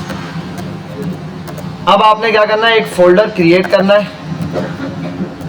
अब मैं क्रिएट फोल्डर लिख रहा हूँ। देखो, पहला स्टेप तो आपने गिटहब का अकाउंट ओपन कर लिया, आप गेट भी चेक कर लिया, सब कुछ हो गया, अकाउंट भी बन चुका है। वहां जाने के बाद आपने क्रिएट रेपोजिटरी करना है, रेपो क्रिएट हो गई। अब कमांड्स आ जाएंगी। अब आपके पास 2 ऑप्शन है, या तो एक, अगर आप न्यू बिल्कुल प्रोजेक्ट स्टार्ट कर दो तो न्यू फोल्डर में जाओ, वहाँ एक इंडेक्स की फाइल बनाओ, या अगर पहले से बना हुआ एक प्रोजेक्ट है उसी को गिटहब पे अपलोड करना है तो आप उस फोल्डर के अंदर जाने के बाद URL में open cmd in your project folder, folder में जाके ऊपर URL में cmd ओपन करना है, जैसे आप VS कोड के लिए ओपन करते थे, था ना, VS कोड। उस फोल्डर में जाके VS कोड ओपन, वहां आप cmd ओपन करो। अब यहाँ पे आपके स्टेप शुरू होते हैं प्रोजेक्ट को पुश करने के लिए। पहला स्टेप है get in it, get space init, आपकी गिट की फाइल इनिशियलाइज हो जाएगी। एक फाइल शो नहीं हो रही, आप व्यू पे जाके उसको जो है हिडन फाइल्स को हटा शो करवा देंगे तो वो दिख जाएगी आपको भाई। उसके बाद नेक्स्ट स्टेप है आपके पास, आपने करना है गेट रिमोट ऐड, ठीक है, गेट ऐड रिमोट है या गेट रिमोट ऐड है। इसके बाद अब जब ये आप लिखोगे तो आपके पास पूरा आपकी फाइल आ जाएगी। ये लिंक है, इसको बोलते हैं कनेक्शन टू गिटहब रेपो। ये वाली कमांड आपको पूरी वहां पर मिल जाएगी, गेट रिमोट ऐड, ठीक है, गेट रिमोट ऐड, और उसके आगे लिखा होगा HTTPS और आपकी पूरी आप वो कॉपी करेंगे, ये कमांड चलाएंगे। 2 कमांड चल गई। इसके बाद थर्ड कमांड आपने चलानी है, गेट ऐड स्पेस के बाद फाइल का नाम। अगर एक फाइल है तो एक फाइल का नाम लिख सकते हो, अगर सारी फाइलें भेजनी है फोल्डर में तो सिर्फ डॉट लगा दो।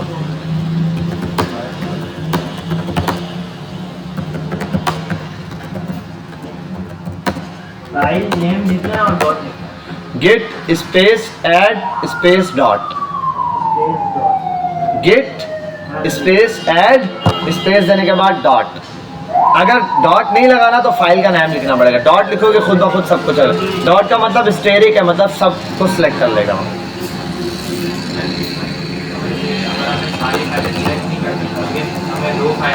तो पहले एक को लिख के गेट ऐड करो, फिर दोबारा लिखो गेट ऐड दूसरी फाइल का नाम, ठीक है। बाकी ये एक दफा चेक कर लेना, मैं श्योर नहीं हूँ इस बारे में कि हो सकता है गेट ऐड पहली फाइल का नाम स्पेस देके दूसरी फाइल का नाम स्पेस देके तीसरी का, ये मैं श्योर नहीं हूँ। ये तो श्योर हूँ कि आपने गेट ऐड index.html की फाइल है, index.html इंटर वो लग जाएगी। फिर आप दूसरी फाइल है CSS की, आप लिखो गेट ऐड स्पेस के बाद style.css, वो भी ऐड हो जाएगी।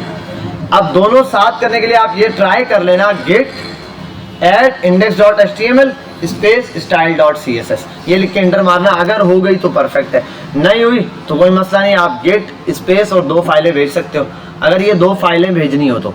अगर इस फोल्डर में ये 2 ही हैं फिर तो आपको ये गेट ऐड अलग लिखने की जरूरत नहीं है, 3 फाइलें तीनों भेजनी है। आप लिख दो गेट ऐड और स्पेस लगा के डॉट।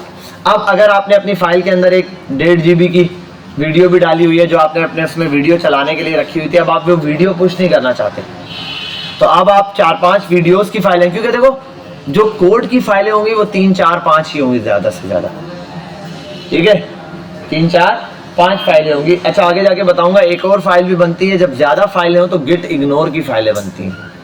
जैसे मसलन ये मुझे 3 फाइलें पुश करनी है और मेरे फोल्डर में 15-20 फाइलें मौजूद हैं। 15-20 फाइलों में 5-10 पिक्चर्स हैं और 4-5 वीडियोस हैं और भी कुछ फाइल्स पड़ी हुई हैं और मेरे काम की सिर्फ 3 फाइलें हैं, बिलफर्ज index.html है और home.html है और साथ में CSS की फाइल है। ये 3 फाइलें पुश करनी। अब आप इन तीनों के नाम लिखोगे इजीली पुश हो जाएगी। अब नेक्स्ट स्टेप क्या है?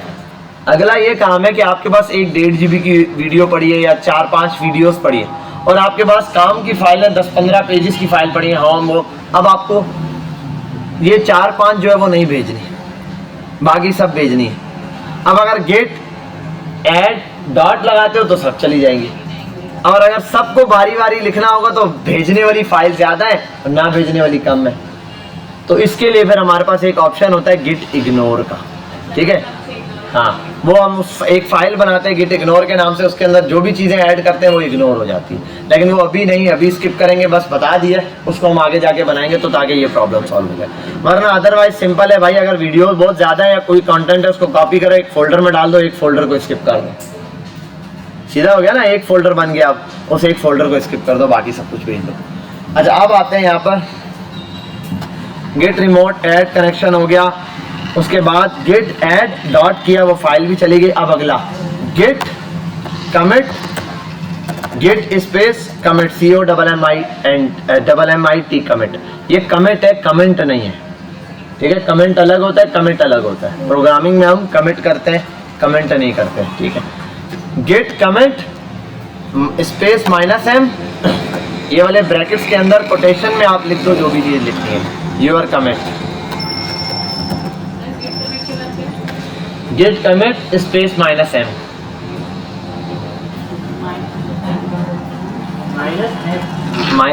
-m मतलब -m स्मॉल, ये हो गया। इसके बाद अगला स्टेप सिंपल सा, git push origin master, git push origin master. अब ये अलग अलग वर्ड है तो इसके दरम्यान में क्या आएगी, स्पेसेस। अब मैं बोलूँ get space push space origin space, तो आप समझ जाओ गेट पुश ओरिजिन मास्टर। ये आप लिखोगे जैसे ही, अगर फर्स्ट टाइम ऐड कर रहे हो, आपने पहले अपने कंप्यूटर में कभी गिटहब को कनेक्ट नहीं किया। अच्छा ये जो नहीं है वो आ रहा था ऑप्शन कोड वाला कि जब मैंने किया गेट पुश ओरिजिन मास्टर किया सीधा, तो मेरे पास साइन इन वाला ऑप्शन आ गया, मैंने इसको साइन इन किया, हो गया। अब नया प्रोजेक्ट कहीं और दोबारा जाके नई रेपो बनाऊंगा, न्यू फोल्डर बनाऊंगा उसी पीसी में और ये सब चलाऊंगा, गेट पुश ओरिजिन मास्टर करके एंटर करूंगा, कोड पुश हो जाएगा। अब वो साइन इन का ऑप्शन नहीं देगा क्योंकि अब उस सिस्टम के अंदर, यहाँ आकर देखो मैंने रिमूव किया था ना, यहाँ आकर आपको दिखाता हूँ, मैंने रिमूव कर दिया था वो। अब आते हैं यहाँ पर, अच्छा आपको तो दिख ही नहीं रहा, ठीक है। अब वीडियो में आपको दिख जाएगा, वहां देख लेना। मैंने यहाँ पर देखो जहां से वो डिलीट किया था ना, बिलाल -सिद्दीक लिखा हुआ था और कोड था, वो रिमूव कर दिया था क्रेडेंशियल मैनेजर में जाके, विंडोज क्रेडेंशियल में। और ये अब आप मेरा यकीन करते हुए मान लो कि वो यहाँ शो हो रही है, ठीक है। आपको वीडियो में तो दिख जाएगी, यहाँ पर है नहीं स्क्रीन पे, तो ये अब मेरे पास कोड दोबारा से शो हो रहा है। अब जब भी मुझे नया फोल्डर बनाना है, नई रेपो लिखनी है, तो मैं लिखूंगा गेट इनिट, जो नई रेपो का लिंक है वो लिंक लगाऊंगा, git add, git commit, git push, खत्म कहानी। अब वो साइन इन करना ये सब करने की जरूरत नहीं है, ऑथराइज करना था ना, वो सब करने की जरूरत है, वो खुद ब खुद हो गया क्योंकि इस सिस्टम में कनेक्ट हो चुका है। जब तक इसमें मैं नई विंडो या नहीं कर लेता ये चीज़ डिलीट नहीं कर देता, ठीक है। ये हो गया। अब ये तो सिंपली आपका काम हो गया, पूरी एक रेपो बन गई। अब जब आपने दोबारा काम करना है नया का काम का मतलब आप वही इसी फोल्डर के अंदर जाएंगे, अपने वही इंडेक्स की फाइल ओपन कर रहे हैं आप लोग, आप उसके अंदर चेंजिंग कर रहे हैं, आपने पुश करना है तो इजी है। आप VS कोड में जाए, साइड पर एक्सटेंशन बनी हुई आती है, वो जो निशान आपने यहाँ पर देख लिया था सैम्बल, ठीक है, उस सैम्बल पे क्लिक करेंगे, तीनों ऑप्शन वहाँ आपको मिल जाएंगे। गिट पहला जो फाइल में चेंज करेंगे वो फाइल लिखा हुआ आएगा चेंजेस बैड, उसमें चेंजेस हुई है, प्लस के निशान पे क्लिक करेंगे गिट ऐड चल जाएगा, ऊपर कमेंट लिख के इंटर करेंगे कमिट हो जाएगा, फिर पब्लिश पे क्लिक करेंगे गिट पुश ओरिजिन वाली कमांड चल जाएगी, ठीक है भाई। और अगर ये आप ऐसे नहीं चलाना चाहते तो आप टर्मिनल खोलो या CMD खोलो, जहाँ से आपकी मर्जी है, आपको तीनों कमांड लिखनी पड़ेगी, गिट ऐड स्पेस डॉट, फिर git push origin master, sorry git commit -m, उसके बाद कमिट, और उसके बाद क्या करना है गिट पुश ओरिजिन मास्टर। तो ये 3 कमांड तो पक्की बार बार रिपीट होती रहेंगी। अब नया फोल्डर बनाएंगे तो ये स्टेप फॉलो होंगे। हाँ, नया फोल्डर जब भी बनाओगे मतलब नई रेपो के लिए, अब आप क्या क्या रेपो नई बनाओगे, आप लोग सिंपल बेटा इतना काम करेंगे कि जब भी आप कोई नई चीज़ लर्न करें, बिलफर्ज आप यहाँ सिस्टम पे बैठे हैं, आपने कोई नई चीज़ सीखी, ठीक है, आपने सीख लिया, प्रैक्टिस हो गया, अब आपने ये कोड सेव करना है। अब आप इस कोड को अच्छे से कहीं नए फोल्डर में या कहीं बना लें, या एक फोल्डर आप बना लें या ऐसे न्यू फोल्डर करके, और उसके अंदर रख दें, बेशक ये कि भाई अपने नाम से या कहीं पर भी सेव कर लें। अगर यहाँ पर काम करते हैं, जिनके पास घर पे PC उनको मसला नहीं, वो 1 टाइम प्रैक्टिस करेंगे, उसके बाद घर से कोड पुश करते हैं। जो यहीं पर बनाते हैं वो एक फोल्डर बना लें यहाँ पर, उसके अंदर मल्टीपल फोल्डर बना के डेली बेसिस पे क्लासेस का कोड अपलोड करते जाए, नई रेपो बनाए कोड अपलोड करें। इससे क्या होगा, आपकी नंबर ऑफ रेपो भी बढ़ जाएगी, पता चलेगा कि भाई ये बंदा काफ़ी बड़ा प्रोग्रामर, इतनी सारी रेपोज इसने बनाती जा रहे हैं। साथ में आप कमिट करते जाओगे, कमिट्स भी बढ़ते जाएंगे, आपकी कंट्रीब्यूशन बढ़ेंगी, गिटअप के अंदर आपकी क्या बढ़ेंगी, कंट्रीब्यूशन। तो कमेंट्स भी आप करते जाओगे, वो ग्रीन डॉट बढ़ते जाएंगे कि आप इसके साथ एक्टिव हैं। बस दूसरा ये कर लेना बेटा, रेपो के नाम, रेपोस के नाम आपने सीधे सीधे लिखने, मतलब आपने यहाँ मुझसे आगे क्लास ले ली, आप लिखते हो क्लास 1, असाइनमेंट आपने बनाया गिट के नाम से रेपो, वहाँ पे क्लास 1, ये रेपो मत बनाना। वो कोड देख के सामने वाला बन जा रहा है, ये तो बच्चा है, ये तो क्लासेस सेव कर रहा है, ठीक है। आपने वहाँ पे क्या करना है, जो चीज़ सीखी, बिलफर्ज आज आपने सीख लिया इमेज कैसे ऐड होती है, तो आपने वहाँ जाके लिखा इमेज इन HTML, ये बनाया रेपो, और वो इमेज वाला कोड उसने पुश कर दिया। फिर आपने कोई और काम किया, वो पुश कर दिया। अब इमेज का एक कोड बनाया, पुश कर दिया, अब इमेजेस के साथ और कुछ खेल रहे हो तो वो उसी की फाइल के अंदर, एक ही फाइल में चेंजिंग कर करके पुश करते जाओ, AFC इमेज के कोड में आपको सारे कमेंट्स मिल जाएंगे। जब आपको इमेज 0 से सीखनी हो, वहाँ जाओ, लाइन से कमेंट है, पहला स्टेप ये था, दूसरा स्टेप ये था, तीसरा ये, चौथा ये, पांचवा ये। जैसे मैंने पहले H1 ऐड किया, ठीक है, सेकंड में उसको कलर किया, ठीक है, थर्ड में CSS बनाई, चौथे में उसको लिंक करवाया, लाइन से कोड मिल गया, आपको कोड भी मिल जाएगा। और अब के बाद आप जब भी मुझे कोड सेंड करोगे तो कोई इंडेक्स की फाइल नहीं अपलोड करेगा, आपने मुझे भेजना है कोड क्या, गिटअप का लिंक, अपना कोड गिटअप पे अपलोड करो, मुझे लिंक सेंड कर दो, मैं क्लिक करूंगा, मेरे पास पूरा कोड आ जाएगा 1 टाइम में। और मुझे आपको कोई कोड देना होगा, मैं गिटअप का लिंक दूंगा, आप एक न्यू फोल्डर बनाओगे, वहां लिखोगे गिट CMD ओपन करोगे URL में, उसके बाद लिखोगे गिट स्पेस क्लोन, और जो मैं लिंक दूंगा वो कॉपी करके इंटर मारोगे, आपके पास वो पूरा प्रोजेक्ट आ जाएगा। समझ आ गई बात? हेलो हेलो, ये ऑन करो, ये वाला बोर्ड ऑन नहीं है, कहाँ से बंद हो गया? क्लासरूम पे मुझे बेटा लिंक तो आप क्लासरूम देखो, क्लासरूम में मैं वहाँ अपलोड करता हूँ ना असाइनमेंट, आप फाइल नहीं अपलोड करोगे इंडेक्स की, आप क्या करोगे, गिटअप का लिंक अपलोड कर दोगे बस, ठीक है भाई, सिंपल हो जाएगा आपके लिए। लिंक अपलोड करने में आपको कोई प्रॉब्लम भी नहीं होगी। 2 मिनट LED ऑन हो जाए, और ये भी बबलू इधर आओ, तुम बबलू हो नहीं हो?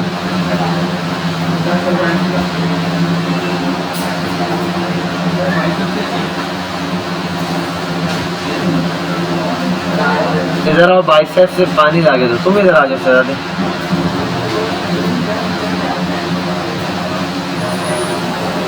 पानी ला दो।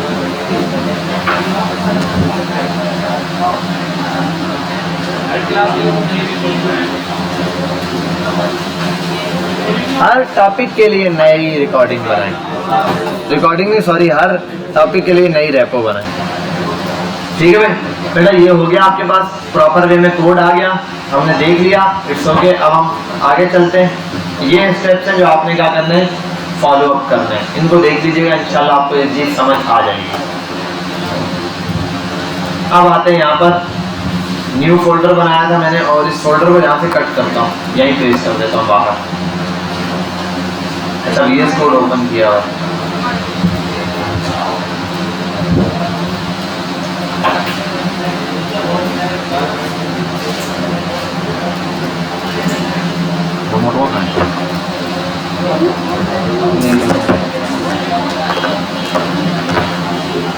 चलो भाई यहाँ पर देखते हैं थोड़ा सा, क्या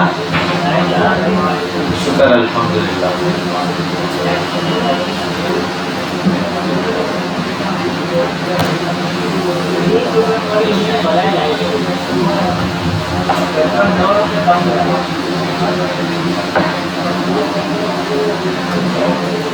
अच्छा भाई यहाँ पर देखें, अभी हम W3 स्कूल पर आते हैं।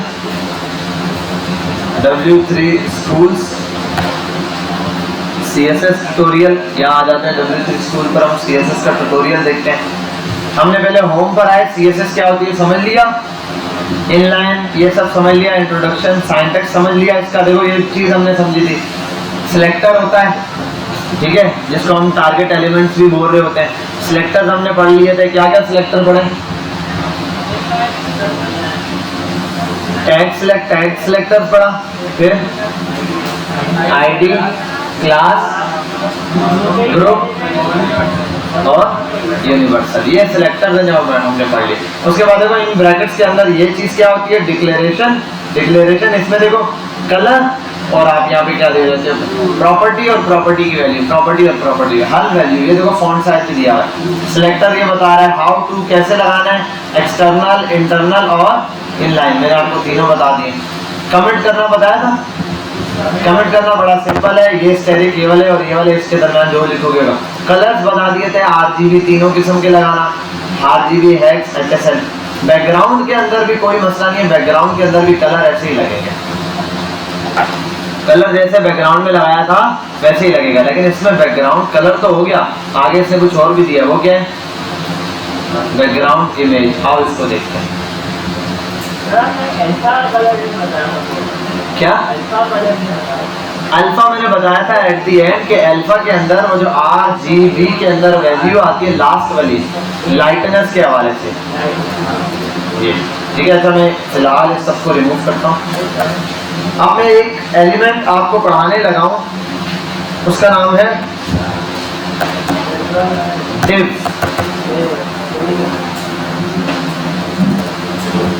HTML का एलिमेंट है एक, जो मैंने आपको पहले नहीं पढ़ाया था, div एलिमेंट। ये खास में कहलाता है ग्रुपिंग एलिमेंट्स। क्या कहलाते हैं, ये खास यूज होता है ग्रुप्स बनाने के लिए। क्या बनाने के लिए, ग्रुप बनाने के लिए। मतलब ये कि अगर मैं इसमें लिख दूं P,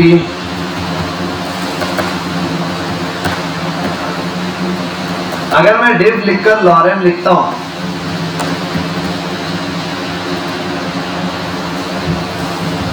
और इसको गोलाइज कर देता हूं,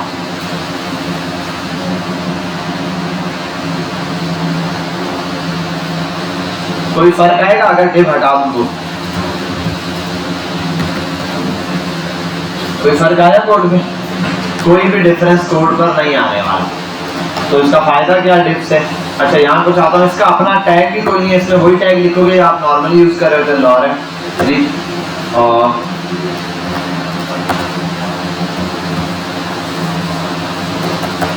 इसका कोई फायदा हुआ? कोई फायदा नहीं हुआ, जैसे हम नॉर्मली लिख रहे हैं वैसे ही। लेकिन इसने एक काम कर दिया, एक और बनाता हूं, एक और।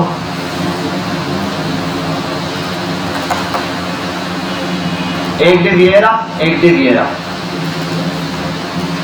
अब पता है फायदा क्या हुआ, चलो क्लास दे देता हूं, मैं बोल लिख देता हूं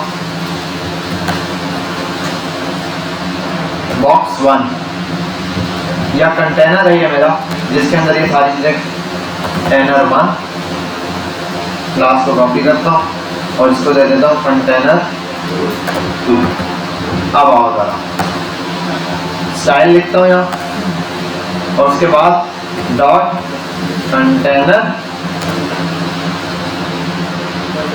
1 कलर और ब्लू।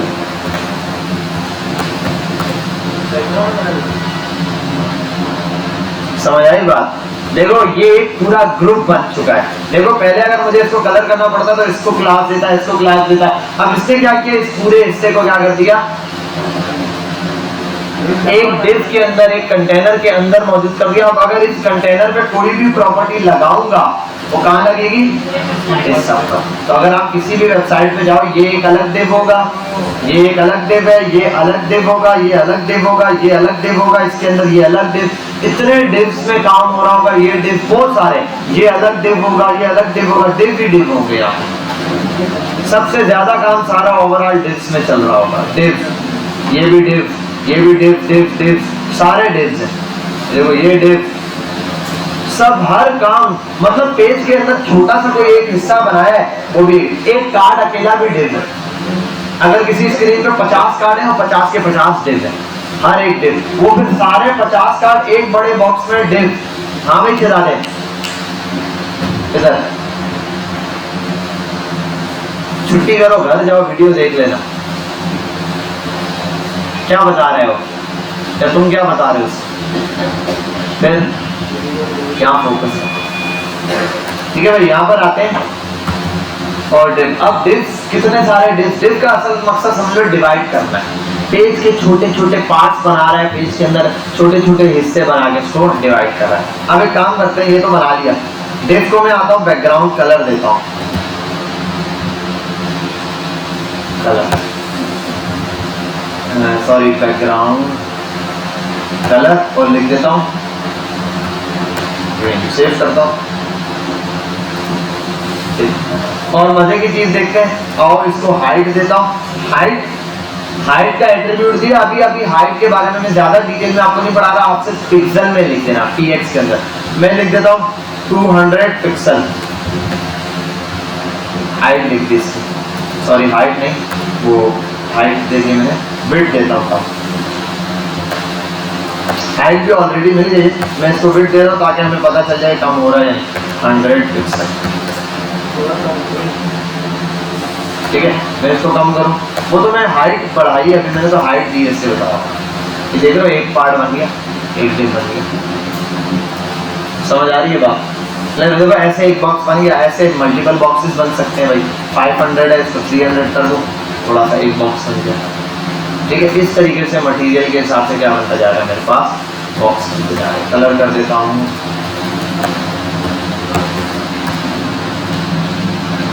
बात समझ आ रही है, क्लियर हो रही है बेटा, कोई प्रॉब्लम तो नहीं है? हमें पता चल गया ये। अब बैकग्राउंड में जैसे मैंने ये लगाया है, कलर लगाया है, विड्थ तो मैंने सिंपली बताने के लिए बनाया, विड्थ और हाइट आप दे सकते हो। फिलहाल पिक्सल में ही आप दोगे, मैं इसके डिटेल में आपको बताऊंगा कैसे यूज करते हैं। मैं यहाँ पर एक चीज यूज कर सकता हूँ, उसका नाम क्या है, इसको, और यहाँ एक काम करूँ, ये हटा दूँ,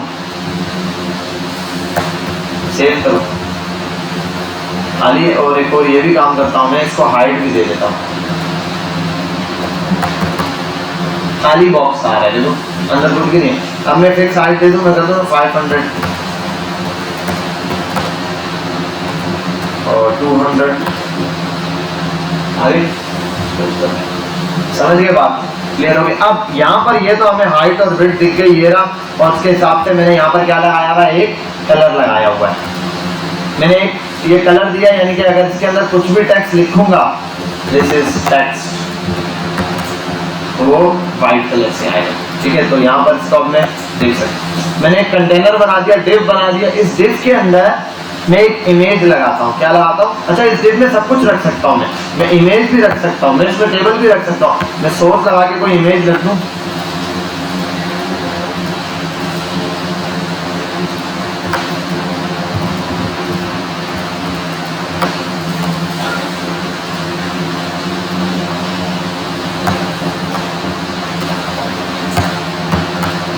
इस बॉक्स में इमेज आ गई है। ठीक है, अब इमेज इतनी ज्यादा बड़ी है, इस वजह से आउट आ रही है, तो हम एक काम करते हैं, इमेज पर साइज देते हैं इमेज को, आपको पता है इमेज को साइज कैसे दिया जा सकता है, वहां से भी बिट दी जा सकती है और इमेज को आप यहाँ से भी कॉल करके बिट दे सकते हैं। मैं इसको आ जाऊँ बिट और कर दूँ 100%।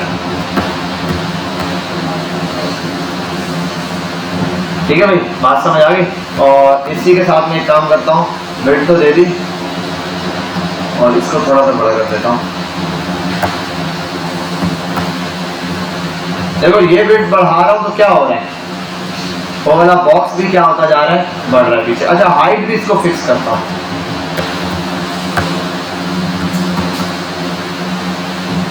ठीक है, कंटेनर के अंदर है ये, और उसको कर देता हूँ इमेज इतनी ज्यादा, सॉरी बढ़ा देता हूँ 200।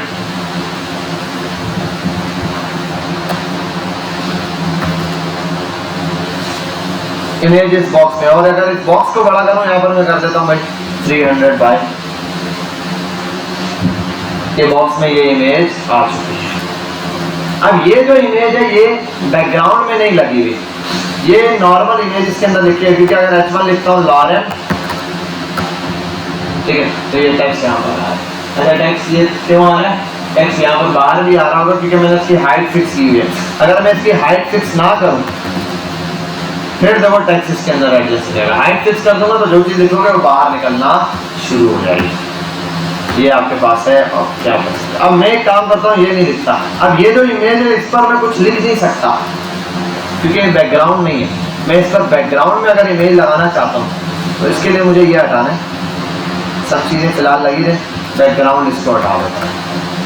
बैकग्राउंड इमेज, अच्छा ये अभी भी इसने जगह छोड़ी हुई है, वजह क्या है, ये नीचे से क्यों शुरू हो रहा है, क्योंकि डिव यहाँ मौजूद है, बस कलर उसका चेंज है, कलर नहीं दिया हुआ कोई। बाय डिफॉल्ट क्या कलर होता है उसका, वाइट है, इस वजह से वैसे देख रहा। मैं आता हूँ यहाँ पे बैकग्राउंड इमेज लगाता हूँ, बैकग्राउंड इमेज दिया हुआ है, आपने बैकग्राउंड इमेज लगा, बैकग्राउंड इमेज लगा। लिखने के बाद बैकग्राउंड इमेज आपने एक चीज देनी है,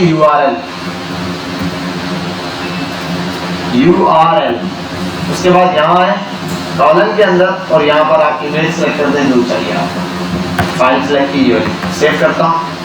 अगर इसके बैकग्राउंड में लगते, अब इमेज तो थोड़ी सी आ रही है, पूरी नहीं आ रही, वजह क्या है, अब इमेज की हाइट भी चेंज करो, कहाँ से चेंज करो, इमेज तो वही नहीं है, यहाँ कोई इमेज लिखी हुई है, इमेज का फोल्डर देखो, डिव का है,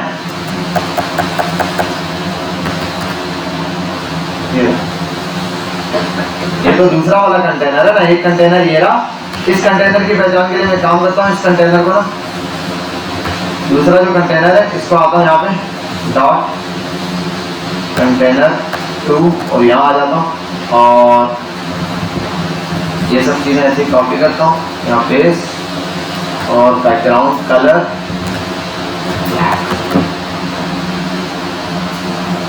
ठीक है। अब दोनों डिव एक साइज के मैंने डिव ले लिए, इनके अंदर ये आ गई, इमेजेस दोनों में ऐड है, एक में बैकग्राउंड में कलर लगा है, एक में बैकग्राउंड में। अब अगर मैं उस पर कुछ लिखता हूँ, व्हाइट पैड है, इस पर लिखता हूँ,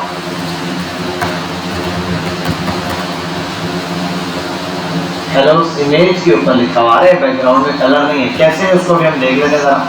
इमेज बड़ी है इस वजह से पूरी आ रही है, इसको हम एक काम करते हैं, हेलो वर्ल्ड लगाते हैं। अब इमेज की कुछ प्रॉपर्टीज है बैकग्राउंड इमेज के हवाले से, जैसे इसने दी हुई है यहाँ पे लाइन से आए। पहला है बैकग्राउंड कलर, वो हम पढ़ चुके हैं। दूसरा है बैकग्राउंड की इमेज कैसे लगानी है, वो भी हम पढ़ चुके हैं। अच्छा ये इमेज जो मैं लगा रहा हूँ ये असल में हो रही है रिपीट। ये क्या हो रही है, रिपीट। अभी हमें ऐसे समझ नहीं आएगी रिपीट हो रही है नहीं, उसके लिए मैं काम करता हूँ, बैकग्राउंड की एक प्रॉपर्टी है बैकग्राउंड साइज के नाम से, बैकग्राउंड साइज। ये साइज क्या करता है, 2 वैल्यूज लेता है। कितनी वैल्यू लेता है, 2। अगर मैं इसको कर दूं ना 100 पिक्सल बाय 100 पिक्सल, सेव कर दूं, यहाँ ये देखो उस कहीं इमेज ज्यादा आई है, कहीं कितनी सी जगह पे आई है, सिर्फ कितनी सी जगह पे आई है, लेकिन ये इमेज बार बार क्या हो रही है, रिपीट हो रही है। तो बाय डिफॉल्ट इमेज क्या हो रही थी, बार बार रिपीट। अगर इसका साइज हो तो पहले क्यों नहीं, पहले भी सब रिपीट होती है हाँ, लेकिन बड़ी थी इमेज ज्यादा, उसको जगह में रहती रिपीट हो रही थी। अब अगर इसको मैं थोड़ा सा बड़ा करूं, देखो कम रिपीट दिखाई देगी,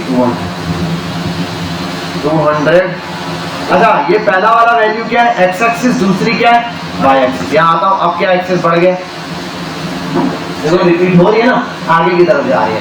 अब विड्थ बढ़ा दी है मैंने, हाइट क्या है उतनी है हाइट। तो पहला लेता, अगर मैं सिंगल दे दूं 200 पिक्सल, अब दोनों 200 पिक्सल कर दी। अब इमेज ने क्या कर दिया, हाइट और विड्थ दोनों, एक्स एक्सिस और वाई एक्सिस दोनों कितने हो गए 200 200। अगर मुझे सेम विड्थ और सेम हाइट देनी है तो मैं क्या यूज करूंगा, सिंगल वैल्यू।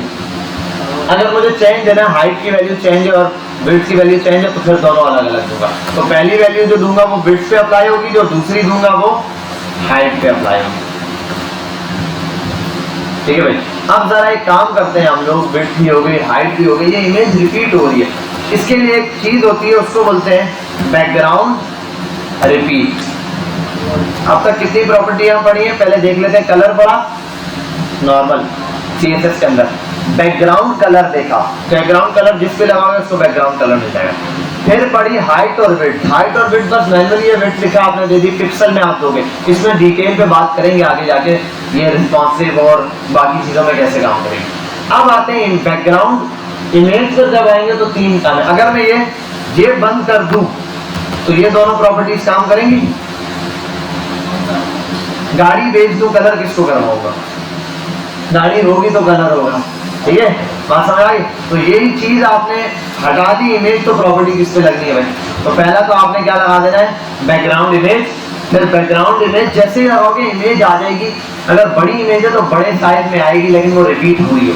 छोटी इमेज है तो छोटी छोटी, क्योंकि उसने बैकग्राउंड पूरा कवर करना है। अब ये यहीं तक आ रहा है, ये यहीं तक आ रही है ना इमेजेस, नहीं ये आगे भी आएगी। कैसे, मैं क्योंकि इस डिव की हाइट कम है, अगर इस डिव की विड्थ में बढ़ा दूं 700 कर दूं, आप देखो यहाँ तक रिपीट हो, क्योंकि डिव का पूरा बैकग्राउंड इसने कवर करना है। जहां पूरा आप देखो, अगर इमेज की जगह में क्या यूज कर सकता था, बैकग्राउंड कलर लगा देता, तो बैकग्राउंड में क्या यूज हो रहा है, इतना बड़ा कलर, तो इस बार उस कलर की जगह क्या चल रहा है, इमेज आ रही है। समझ गए यहां तक। अब लास्ट प्रॉपर्टी देखते हैं, बैकग्राउंड इमेज देख ली, बैकग्राउंड का साइज देख लिया। बैकग्राउंड साइज मतलब बैकग्राउंड की जो इमेज है उसका साइज। अब यहां पर आता हूं, इसमें मेरे पास कुछ चीजें हैं, उसको हमने जरा सा समझना है। वो है, मैं करता हूं बैकग्राउंड रिपीट। अगर मैं कर दूं रिपीट, पहली प्रॉपर्टी रिपीट, तो वो बाय डिफॉल्ट रिपीट ही है, रिपीट ही होता है। अगर मैं कर दूं इसको नो रिपीट, तो अब रिपीट नहीं होगी, सिर्फ एक ही बार दिख रही है। डिव हालांकि ज्यादा है, डिव काफी बड़ा है, ठीक है, क्योंकि अभी एक इमेज है इस वजह से, तो इमेज एक ही रिपीट हो रही है, बाकी गायब है। और ये देखने के लिए कहा था कि ये कैसे पता चलेगा, उसका आसान तरीका है, बॉडी में ना, और बॉडी को कलर कर दें, तो बॉडी को कलर देते हैं यहीं से स्टाइल, बैकग्राउंड कलर, अच्छा जाहिर सी बात है, वो डिव में उतनी स्पेस है तो उतनी जगह लेगा बाय डिफॉल्ट जितनी ये है। नहीं, अभी बॉर्डर पढ़ाया नहीं है, इस वजह से नहीं पढ़ा। प्रॉपर्टीज बहुत है लगाने के लिए, लेकिन मसला ये उतनी लिमिटेशन में काम करना है मुझे जितना आपको पता है, ठीक है। चलो खैर हम देख लेते हैं। यहाँ पर तो हमने देख लिया इतनी सी जगह इससे क्यों ली है, क्योंकि इमेज की बैकग्राउंड इमेज का साइज कम कर दिया। मैं यहाँ आता हूँ, इसका कलर कर देता हूँ ब्लैक, और उस पर आता हूँ कुछ लिख देता हूँ, पैराग्राफ में लॉरेन, देखो कहाँ से स्टार्ट हो। और अगर मैं इसको रिपीट ऑन कर दूं,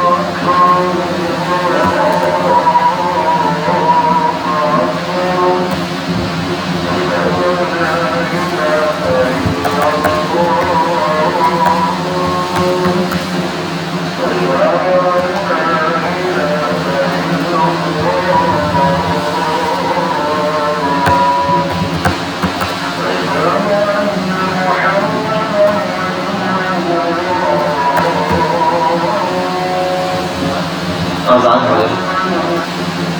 चलो मैं यहाँ पर देख लेते हैं। अब ये जो मैंने प्रॉपर्टी लगा दी है इसके ऊपर, बैकग्राउंड इतना क्या हो रहा है हमारे पास, रिपीट होता जा रहा है। रिपीट बंद करना होता है, जाहिर सी बात है, हमें एक ही इमेज चाहिए होती है। कहीं आप देखते हैं बैकग्राउंड बहुत सारे नजर आते हैं, वो रिपीटेशन इसके थ्रू होगी। अब अगर मैं इसको कर दूं, इसकी और भी प्रॉपर्टी है, इसकी और भी वैल्यू है, सॉरी बैकग्राउंड रिपीट प्रॉपर्टी है, इसकी एक वैल्यू है रिपीट, दूसरी वैल्यू है नो रिपीट, तीसरी रिपीट वैल्यू है रिपीट एक्स। अब क्या होगा, सिर्फ एक्स एक्सेस में यू रिपीट होगी, एक्स एक्सेस में रिपीट होगी सिर्फ यू, नीचे डाउन नहीं आएगी।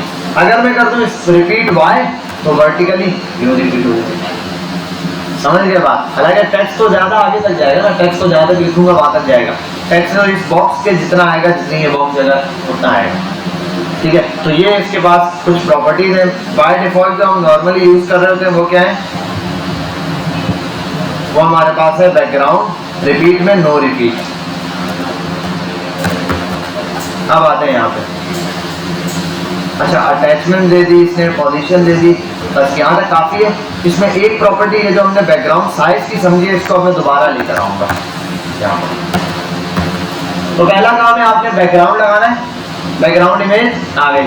दूसरा काम बैकग्राउंड रिपीट, आप रिपीट को नो रिपीट करोगे, बैकग्राउंड रिपीट होना बंद हो जाएगा, सिर्फ ए वन टाइम रिपीट होगा। अगली प्रॉपर्टी है बैकग्राउंड साइज। साइज में मैंने आपको कहा अगर सिंगल वैल्यू दोगे तो दोनों के लिए एक्सिस के लिए अप्लाई होगी, दो वैल्यूज दोगे स्पेस देके तो भाई पहली एक्स एक्सिस के लिए, दूसरे वाई एक्सिस। इसके अलावा दो चीजें और हैं, दो वर्ड और हैं। एक है कवर। कवर का मतलब क्या होता है, किसी चीज को कवर कर देना। अब ये उस बॉक्स को कवर करेगा, चाहे इमेज पूरी दिखे या ना दिखे। सेव करते हैं इसको, यहां आते हैं,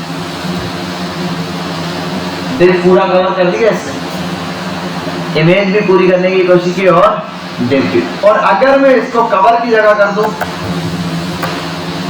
कवर है ना, देखो अब मैं इसकी हाइट वगैरह चेंज करता हूं। मैं अगर इसकी कर दूं विड्थ या हाइट कर दूं, हाइट कर देता हूं 900 पिक्सल। अब देखो कुछ भी करेगा इसने, इसको पूरा करना है, बॉक्स पूरा कवर रखेगा ये। ठीक है, हालांकि जब नो रिपीट था तो नो रिपीट में क्या हुआ था, इसने जब मैंने कवर हटाया हुआ था और मैंने जस्ट नो रिपीट दिया हुआ था और इमेज को ये साइज में ये नहीं दिया हुआ था, कोई एक्चुअल साइज दिया हुआ था इमेज का, बैकग्राउंड साइज दिया हुआ था मैंने और 200 पिक्सल ऐसे। तो इसने क्या करना था, सिर्फ इतनी सी इमेज शो करनी थी। अच्छा बैकग्राउंड कलर में मैंने ये दे दिया, बैकग्राउंड साइज कितना ही जैसे इससे हो रही है, बाकी सारा ऐसा है। तो अगर मैं इसको चाहता हूँ ये मुझे शो, बाकी का टेक्स्ट है, बाकी का नीचे क्योंकि यहाँ तक दिख सकता है, तो इसको मैं कवर अप करने के लिए क्या कर सकता हूँ, बैकग्राउंड कवर लगाऊंगा बैकग्राउंड का। एक और चीज है कंटेंट। कंटेंट क्या करेगा, डिव का साइज जितना भी हो जाए, डिव का साइज जितना भी बढ़ जाए, जितना भी कम हो जाए, इसने एक ही काम करना है, इसने इमेज पूरी दिखानी है उस डब्बे के अंदर। इमेज कितनी दिखानी है, इमेज पूरी है, इमेज नहीं खराब करेगा, इमेज पूरी दिखाएगा। अब जब बॉक्स के अंदर पूरा बॉक्स कवर नहीं होता तो ना हो, जहां तक हो रहा है वहां तक हो, क्योंकि बॉक्स तो ज्यादा है। अगर मैं यहाँ पर आ जाऊँ, लिखूं लॉरेन, और लॉरेन में भी ज्यादा वर्ड लिखने पड़ेंगे,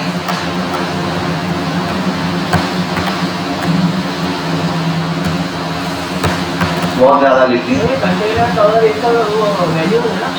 100 लिखे। अच्छा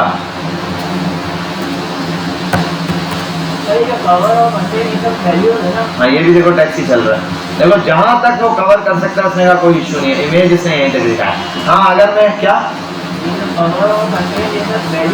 हाँ और अगर मैं यहाँ पर आ जाऊँ, एक चीज और दिखाता हूँ आपको कि जो कवर और कंटेंट है ये साइज की वैल्यू है ना। अगर मैं इसमें ना ये ऑन कर देता हूँ, रिपीट को कर देता हूँ नो रिपीट, अब देखो क्या होता है, एक इमेज पूरी दिखाई, दूसरी इमेज पूरी दिखा सकता है, दिखा दी, हालांकि बीच में ये जगह बाकी थी, तीसरी इमेज नहीं इंसर्ट की इसने। वजह पता है क्या है, वजह ये कि तीसरी इमेज पूरी नहीं आ सकती। चलो ये 900 है ना, मैं इसको 1200 कर देता हूँ, साइज 1200 के करीब करता हूँ। अगर इमेज पूरी जगह हुई तो आ जाएगी, तीसरी भी थर्ड। अच्छा ये इसने ब्लेंडर मार दिया, कंटेंट में ये कभी भी वो हाफ नहीं देता, इसने इमेज में ब्लेंडर दे दिया। ये थर्ड इमेज जो हाफ दी है ना हमें, ये हाफ इमेज नहीं देता, यार अभी एक और प्रॉपर्टी हमारी बॉर्डर्स की और 2-4 और प्रॉपर्टी है, वो हम पढ़ेंगे, हमें इजीली क्लियर हो जाएगा ये चीज़ें हम जब बनाएंगे। अभी प्रॉब्लम ये आ रही है कि मैं आपको बॉर्डर लगा के नहीं बता सकता, फिर बॉर्डर की मुझे प्रॉपर्टियाँ बतानी पड़ेगी। अगर मैं बॉर्डर फटाफट से लगा दूँ आपको दिखाने के लिए तो हमें ईजिली समझ आ जाएगा कि ये कितना है बॉर्डर।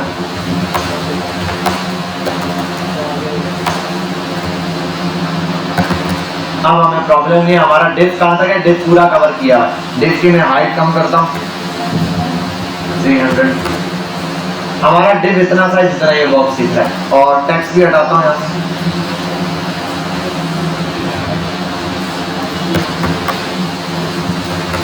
ये हमारा डेप्थ है, ये हमारा डेप्थ है। अगर मैं इसको कर देता हूँ ना रिपीट को पहले बंद, रिपीट बंद, तो इमेज आ रही है मेरे पास कौन सी कंटेंट की है, मैं इसको पहले कर देता हूँ